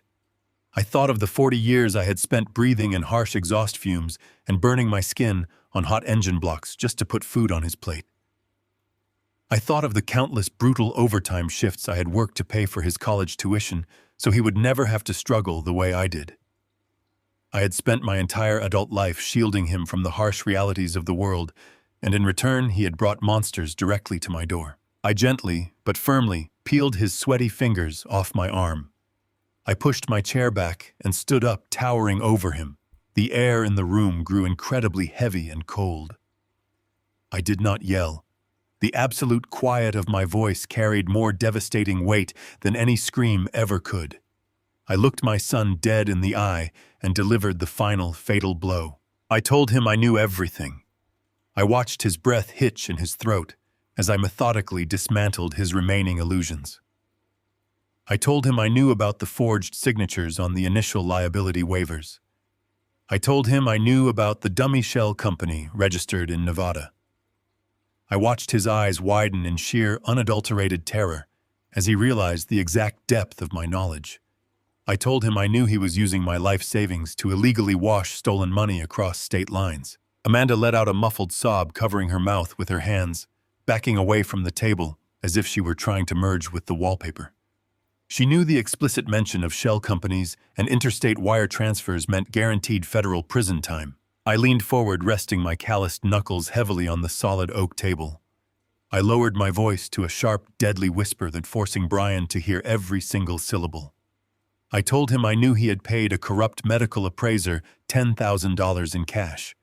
I told him I had recorded the entire damning conversation from right underneath the coffee table. I let the horrific reality of that statement wash over him completely.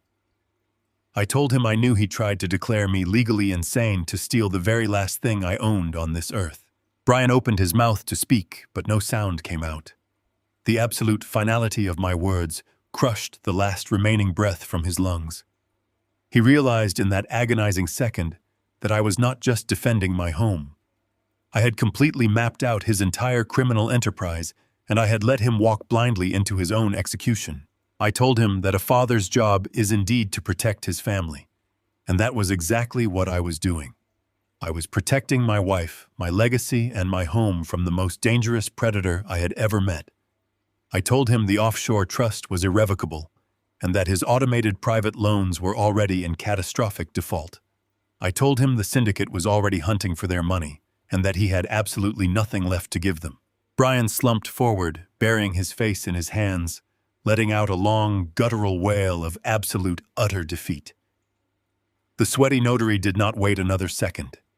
He grabbed his battered briefcase, shoved past the two men in scrubs, and sprinted out the front door, running across the lawn to his car like a terrified rat fleeing a burning building.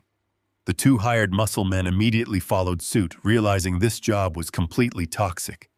They practically shoved each other out the door, jogging toward the white transport van and leaving it running in the driveway as they scrambled to get away. I looked at Amanda. She was trembling violently, her expensive designer coat suddenly looking like a cheap theatrical costume. I told her to take her husband and get out of my house. I told her that whatever happened next at 3 o'clock was entirely their problem, and that they had better start running before the wolves they had invited into their lives finally caught up to them. I stood in my dining room holding the line. I had taken their best shot. I had endured the humiliation, the deceit, and the ultimate betrayal. And through pure, unyielding patience, I had inverted the world. The house was safe. My wife was safe. And the son who had tried to erase me was now completely, utterly erased from my life. Brian slowly stood up from the table. His legs wobbled uselessly beneath him. He looked around the room, staring at the bright yellow auction stickers his wife had plastered on our furniture. They were no longer symbols of his victory. They were markers of his profound, catastrophic failure. He did not say another word. He turned and stumbled toward the front door, a hollow, broken shell of a man walking out to face the absolute destruction he had engineered entirely by himself. Brian stood frozen in the dining room, staring at the offshore trust documents, as the reality of his absolute ruin finally settled into his bones. The arrogant smirk that had defined his entire adult life melted away, leaving behind the terrified face of a desperate child. His breathing turned into ragged, shallow gasps. He lunged across the oak table, his hands desperately clawing at the thick stack of papers. He thought he could somehow rip the evidence to pieces and magically erase the federal crimes he had committed. He thought destroying a piece of paper would reverse the catastrophic default he had triggered. I did not even flinch or try to stop him. I just watched him tear the heavy legal stationery into jagged shreds. I let him tire himself out with his pathetic display of futile rage. He threw the torn pieces onto the floor, breathing heavily, glaring at me with a hatred born of total defeat. He told me I was a dead man. He said the private equity firm would send their enforcers to kill us both before the sun went down. He was completely unaware that the real threat had absolutely nothing to do with loan sharks, and everything to do with the wire transfers he had carelessly executed. Before Brian could take another step toward me, a heavy rumbling sound vibrated through the floorboards. It was the distinct heavy crunch of thick tires rolling over the gravel and autumn leaves of our driveway. Brian froze his head, snapping toward the front window. A flicker of arrogant hope flashed in his eyes. He puffed out his chest, telling me that his medical transport team had finally arrived to drag me away. He believed his hired muscle was about to burst through the door and force me into a straitjacket so he could clear the house and finalize his theft. He marched toward the entryway, intending to throw open the door and command his mercenaries to finish the job. But the heavy thud of multiple car doors slamming shut echoed through the crisp morning air. It was not a single white medical van. It was the synchronized arrival of 3 massive black utility vehicles. They had swerved onto the property at sharp angles, completely boxing in Brian's sleek luxury sedan. They parked with aggressive military precision, sealing off every possible avenue of escape. Brian reached the front window and peered through the blinds. The arrogant hope in his eyes instantly dissolved into absolute naked terror. He stumbled backward away from the glass, his legs trembling so violently he could barely stand. He bumped into the hallway table, knocking over a ceramic vase Linda had bought on our first anniversary. It shattered against the floorboards, but nobody moved to clean it up. Heavy booted footsteps hammered against the wooden planks of our front porch. There was no polite knock. There was no ringing of the doorbell. The solid oak front door flew open with a deafening crash, splintering the doorframe and tearing the lock right out of the wood. Federal agents poured into my hallway, moving with a terrifying, overwhelming force. They wore heavy, dark tactical gear, with bright yellow letters across their chests, spelling out the absolute end of my son's criminal empire. They flooded the living room, the dining room, and the kitchen, barking sharp, synchronized commands that left absolutely no room for negotiation or resistance. Brian raised his hands instinctively, dropping to his knees before a single agent even touched him. The federal officers swarmed him, pushing him face down against the hardwood floor, right next to the torn pieces of the trust document he had just destroyed. I watched the heavy steel handcuffs snap shut around his wrists with a sharp metallic clack. The sound echoed through the house, sealing his fate. The lead agent stood over him, reading a list of federal charges that sounded like a death sentence. He listed interstate wire fraud, money laundering, extortion, and active participation in a massive organized racketeering conspiracy. Brian pressed his face against the floor, weeping openly and sobbing that it was all a terrible mistake. He begged the agents to listen to him, claiming he was just a legitimate real estate developer who got in over his head. But the agents already held the unredacted bank ledgers, the forged medical evaluations, and the audio recording of his $10,000 bribe. They did not care about his tears. They only cared about dismantling the syndicate he had so foolishly tried to join. Amanda stood backed against the living room wall, watching her husband being dragged up from the floor by his arms. The expensive beige trench coat she wore suddenly looked completely absurd amidst the dark tactical gear of the federal agents. She realized in that exact moment that her lavish life was over. The $2 million mansion, the luxury cars, the designer clothes, and the elite country club memberships were all purchased with stolen, laundered money that the government was actively seizing. She shrieked a high-piercing sound of pure, undeniable panic as two agents approached her to read her rights. They informed her she was being detained as a material co-conspirator.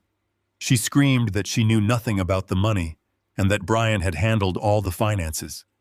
She tried to throw the man she had married directly under the bus, hoping to save her own skin.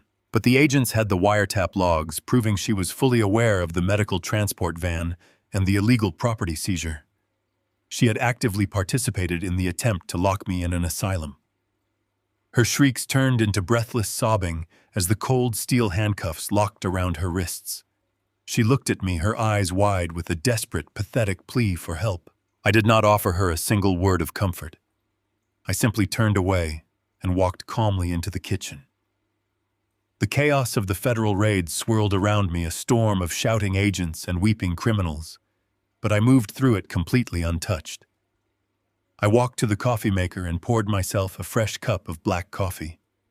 The warm, bitter steam rose into the air, cutting through the lingering scent of Amanda's expensive perfume. I stood by the kitchen island, holding the warm ceramic mug in my calloused hands. I took a slow, deliberate sip, letting the dark liquid burn the back of my throat. I looked out into the living room, watching the federal agents march my son and his wife out the shattered front door. They dragged Brian past the antique cherrywood credenza, where Amanda had so arrogantly slapped her neon yellow auction sticker just 2 days ago.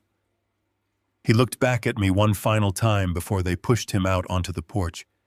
His face was a mask of total devastation, reflecting a man who had gambled his soul and lost everything.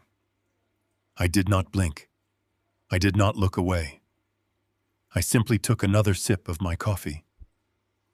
The silence of my home slowly began to return as the agents cleared the property, hauling their prisoners out to the waiting utility vehicles. The heavy machinery of justice had completely removed the infection from my life. I had endured their disrespect, their theft, and their monstrous cruelty. I had used their own boundless arrogance to build the perfect cage, and I had let them lock the door from the inside. The house was finally quiet. The natural order had been restored, and I was exactly where I belonged. The red and blue lights of the federal vehicles pulsed through the thin living room curtains, painting the walls in rhythmic, aggressive flashes. Stephen stood absolutely still near the front window, watching the long black convoy roll slowly down the quiet suburban street until the flashing lights completely disappeared around the corner. The heavy oak front door hung wide open, a splintered, fractured testament to the violent tactical extraction that had just occurred. He walked over and pushed it shut, feeling the bitter autumn breeze immediately cut off. The lock was broken, but the terrifying threat was permanently gone. He turned slowly to face the living room. The silence that rushed in to fill the sprawling space was not peaceful. It was a heavy, ringing silence. It was the profound, deafening quiet of a battlefield long after the final artillery shell had detonated. Linda stood frozen by the edge of the sofa, holding her arms tightly across her chest. She looked down at the bright yellow auction stickers Amanda had so arrogantly slapped onto their antique cherry wood furniture just 2 days prior. Beside her feet lay the 2 small duffel bags they had packed for the psychiatric asylum. A cardboard moving box that Brian had kicked in his blind panic lay tipped over on the patterned rug, spilling old magazines onto the floor. There was absolutely no sense of triumph in the room. There was no cheering, no celebration, and no deep breath of victory. A father had just sent his only son to a federal penitentiary. The victory tasted entirely like ash in his mouth. Stephen walked slowly across the hardwood floor and wrapped his thick, calloused arms around his wife. Linda buried her face in his shoulder and finally let out a long, trembling breath. She wept quietly, not for the screaming, desperate man who had just been dragged away in heavy steel handcuffs, but for the little boy she had raised, who had died somewhere along the way, replaced by a greedy hollow shell. Stephen simply held her, letting his own silent tears fall into her hair. They stood together in the absolute center of the home they had fought so viciously to save, deeply mourning the family they had been forced to destroy. The next few days passed in a slow, surreal, lingering haze. Stephen spent the entirety of the first morning methodically walking through the house, peeling every single neon yellow sticker off their cherished belongings. He scraped away the adhesive residue with careful patience, crumbling the sticky pieces of paper into a tight ball and throwing them into the kitchen trash bin. He unpacked the 2 small travel bags, returning their essential medications to the bathroom cabinet and putting Linda's clothes back into the familiar dresser drawers. The house slowly began to breathe again, reclaiming its inherent warmth. The oppressive, suffocating shadow that had hung over the property evaporated completely. They no longer had to look out the window, dreading the arrival of a mercenary medical transport van.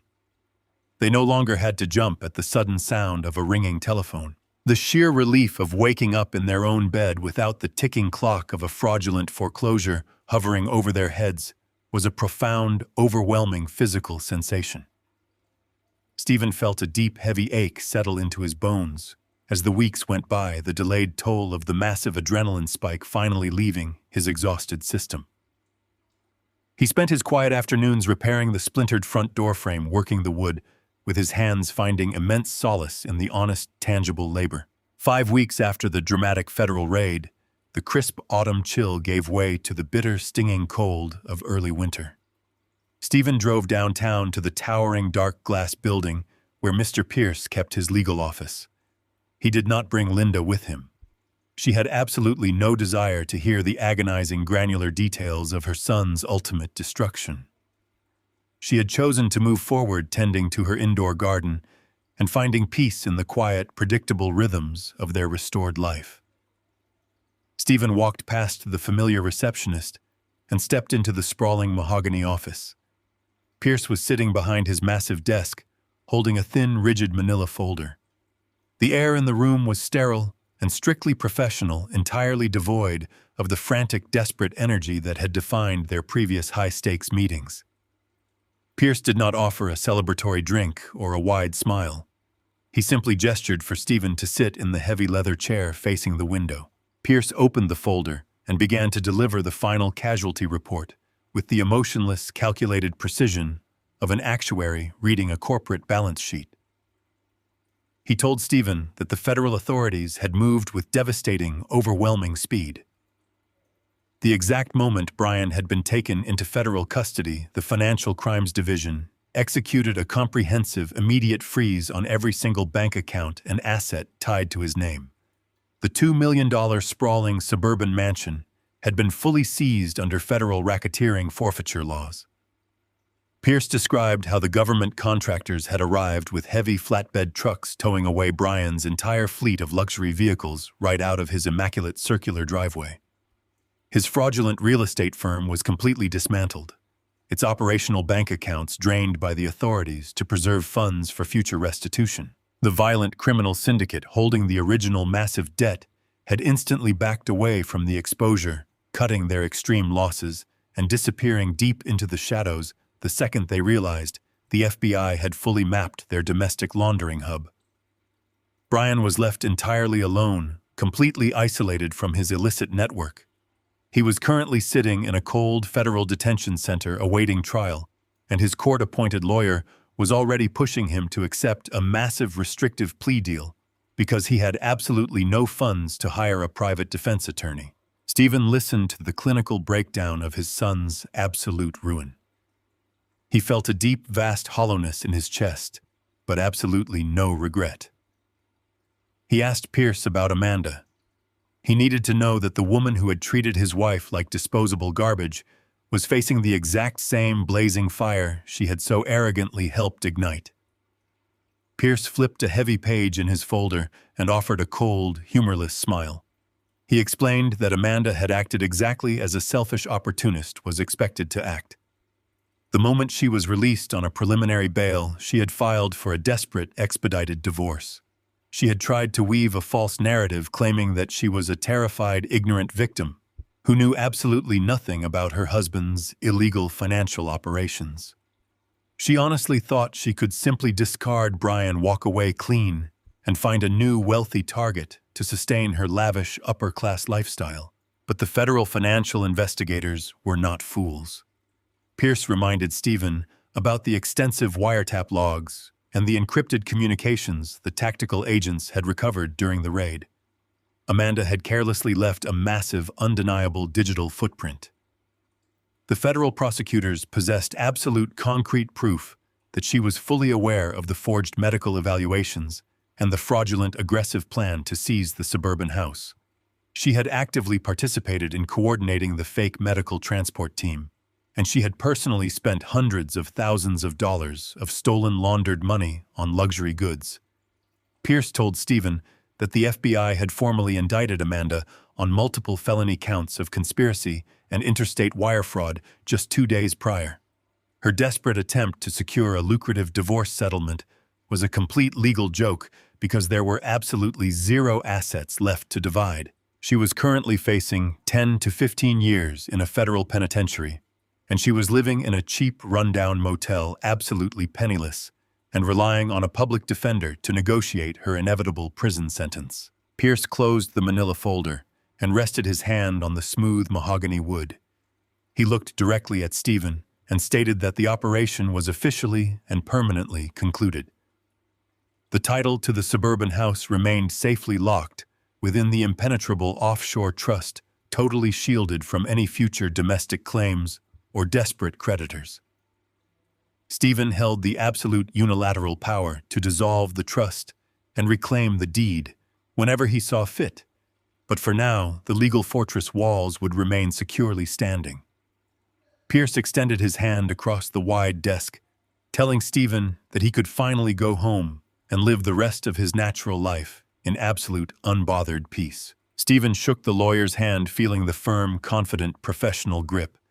He thanked Pierce for his ruthless, brilliant expertise and turned to leave the office.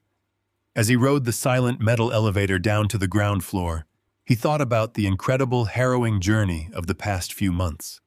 He had started as a disregarded, invisible patriarch, a man who believed his only value was the financial equity in his home and the endless labor of his hands. He had allowed his arrogant son to treat him as a depleting resource, enduring the continuous emotional abuse in stoic silence because he believed that was what a loving father was supposed to do. But the heavy silence had not been a surrender. It had been the solid foundation of a meticulous, absolute reckoning. He pushed through the heavy glass doors and stepped out into the freezing city streets. The sharp winter wind bit through his heavy canvas jacket, but he did not feel cold. He felt incredibly, remarkably light. He walked toward his parked car, blending in perfectly with the massive crowds of busy pedestrians. He was just an ordinary older man with graying hair and permanently calloused hands. Nobody passing him on the concrete sidewalk had any idea that he had just single-handedly destroyed a massive criminal conspiracy and sent a highly dangerous federal racketeering ring straight into the ground. He unlocked his car and slid into the driver's seat, starting the engine and turning the heater on high. He pulled out into the crawling city traffic, heading straight toward the quiet suburbs. He thought about Linda waiting for him in the warmth of their home. He thought about the hot pot of coffee sitting on the kitchen counter and the quiet, peaceful afternoon stretching out endlessly ahead of them. They had lost their only son to an incurable terminal case of greed, but they had completely, unequivocally saved themselves. The agonizing tension that had defined their lives for months was permanently eradicated. Stephen drove down the gray highway, leaving the towering city skyscrapers far behind him. He watched the barren winter trees blur past his window, knowing that spring would eventually return and the world would continue to turn. He had inverted the entire power dynamic, teaching the arrogant a vital, agonizing lesson regarding ultimate truth and fundamental respect. He had pulled the poisonous parasite directly from the spine of his family and cast it into the unforgiving fire. Stephen smiled a genuine, quiet smile. The war was officially completely over, and the house was finally perfectly theirs. The heavy, lingering silence of the house was suddenly broken by the sharp, harsh ringing of the telephone. Stephen was sitting alone in his armchair, staring at the empty spaces where his antique furniture used to sit. The federal raid had taken place 2 full weeks ago, sweeping the toxic poison entirely from their lives, but the quiet aftermath still felt incredibly thick and heavy. He walked slowly into the kitchen and stared down at the glowing caller identification screen. The digital display blinked with the sterile designated number of a federal detention center. Stephen knew exactly who was on the other end of the line. He knew his son had completely exhausted his meager public legal options and was now desperately reaching out to the only man he had ever successfully manipulated. Stephen let the phone ring 4 times before he picked up the heavy plastic receiver and held it closely to his ear. He heard the automated robotic voice of the federal prison system requesting acceptance for a collect call from an inmate. Stephen pressed the keypad button and stood perfectly still, waiting for the pathetic sound of his child. Brian did not sound anything like the arrogant, wealthy real estate developer who had tried to steal his parents' home. His voice was a thin, wet, pathetic wheeze, echoing over a static-filled connection. He immediately started weeping into the receiver, sobbing uncontrollably, and begging his father for absolute immediate salvation. He said the federal holding cell was freezing and terrifying, and that the hardened inmates surrounded him with constant violence. He pleaded with Stephen to post his massive bail money, claiming that his heart would simply stop if he had to spend another night behind cold steel bars. Brian tried desperately to weaponize every single ounce of paternal love he firmly believed still existed within his father. He brought up distant memories from his childhood, crying about the time Stephen had taught him how to ride a red bicycle, and the long summer afternoons they had spent fishing at the local quiet pond. He swore to whatever God would listen that he was completely spiritually reformed, and that he would be a perfect, devoted son if Stephen just saved him this one final time. He loudly blamed Amanda for everything, claiming she had poisoned his innocent mind and forced him directly into the massive fraud scheme against his will. Stephen stood anchored to the kitchen floor, listening to the rapid torrent of desperate lies flowing through the earpiece. Brian wept louder, demanding to know how a loving father could simply abandon his only flesh and blood to rot away in a miserable federal cage. He tried to trigger a deep, suffocating guilt, telling Stephen that it was his absolute moral and religious duty to protect his child no matter what terrible mistakes had been made. He begged for direct access to the impenetrable offshore trust, promising he would use the funds solely for legitimate legal defense and victim restitution. The emotional manipulation was sickeningly transparent and utterly devoid of genuine soul. Brian was entirely incapable of real, honest remorse. He was only sorry that his arrogant criminal empire had collapsed and that he had been publicly humiliated in front of his entire wealthy neighborhood. He was actively using the sacred ancient bonds of family as a cheap, dirty crowbar, trying to pry open the vault of Stephen's life savings one last time. Stephen felt absolutely no anger and no rising tide of furious indignation. He only felt a profound, vast, echoing emptiness where his blind love for his son used to permanently reside. He let Brian completely exhaust himself. He waited patiently until the frantic, pathetic sobbing faded into a series of wet, miserable hiccups. The static-filled silence on the line stretched out heavy and wildly expectant. Brian whispered a final desperate plea, calling out to his father in the cold dark. Stephen took a slow, deep breath and stared out the kitchen window at the bare, shivering winter trees. He spoke with absolute, unyielding candor. His voice was steady, deep, and completely devoid of any trembling emotion. He told Brian that he had used his love as a weapon. He told his son that he had dug his own grave and that he simply refused to be buried in it. Stephen did not wait for a desperate response or another pathetic lie. He did not want to hear another desperate scream echo across the prison wires. He simply lowered the heavy receiver and placed it firmly onto the cradle, severing the physical and emotional connection forever. The loud, definitive click echoed like a gunshot through the empty kitchen, sealing the boundary permanently. Stephen stood by the tiled counter for a long, quiet moment, letting the absolute finality of his action wash over his tired soul. He had just condemned his only child to a bleak, miserable future behind towering federal walls, but there was absolutely zero guilt in his steady heart. The man who had called him from that detention center was not his bright, innocent son. It was a vicious, hungry parasite wearing his son's stolen face. By permanently cutting the cord, Stephen had finally secured his own survival. He walked back into the living room where Linda was carefully wrapping their fragile teacups in old newspaper. She looked up at him, her eyes silently asking the terrible question he already knew she wanted to ask. Stephen gave her a slow, gentle, definitive nod. Linda let out a soft, quiet sigh of absolute relief and went right back to her methodical packing.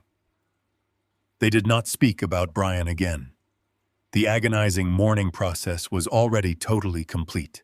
The greedy ghost had been permanently excised from their home and their hearts. Several busy weeks passed, bringing a crisp, gentle thaw to the freezing, bitter winter air. The suburban house that had almost become their permanent tomb was now filled with the productive, busy energy of a voluntary transition. Stephen and Linda were packing up their entire lives, but they were doing it entirely on their own terms.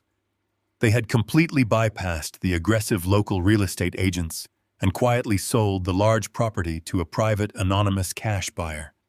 The sale had been incredibly smooth and highly profitable, allowing them to liquidate their suburban past and fully secure their independent future. They did not take the antique cherrywood dining table or the heavy grand clocks. They left the bulky physical reminders of their old life behind, choosing instead to travel incredibly light. Stephen loaded their essential warm belongings into a small rented moving truck, watching the empty rooms fade into the distance as he pulled out of the driveway for the very last time. The quiet neighborhood that had witnessed their darkest humiliation was now entirely in their rearview mirror forever. Pierce, the brilliant, sharp attorney, had facilitated the quiet purchase of a beautiful remote cabin nestled deeply in the northern ancient woods, right at the edge of a pristine glass-like lake. The property was small but perfectly constructed, featuring thick, solid log walls and a wide, sweeping back porch that overlooked the dark blue water. The offshore trust had been carefully and legally restructured to provide them with a steady, reliable income stream, ensuring they would never have to worry about a single financial burden for the rest of their natural lives. Stephen parked the moving truck in the long gravel driveway and walked up to the sturdy wooden front door.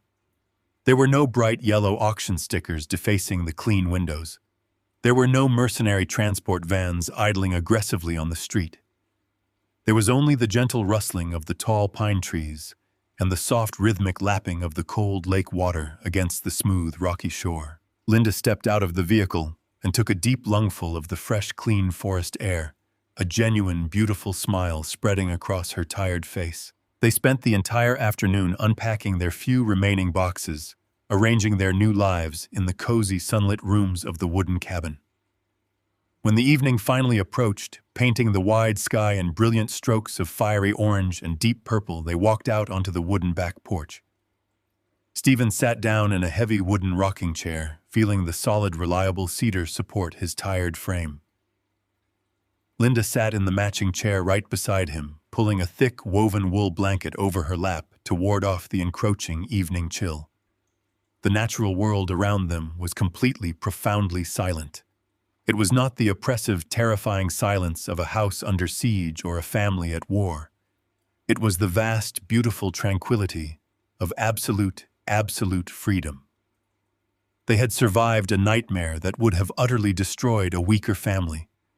They had faced down the ultimate betrayal and emerged completely victorious without sacrificing their moral center. Stephen reached across the small space between their rocking chairs and gently took Linda's hand.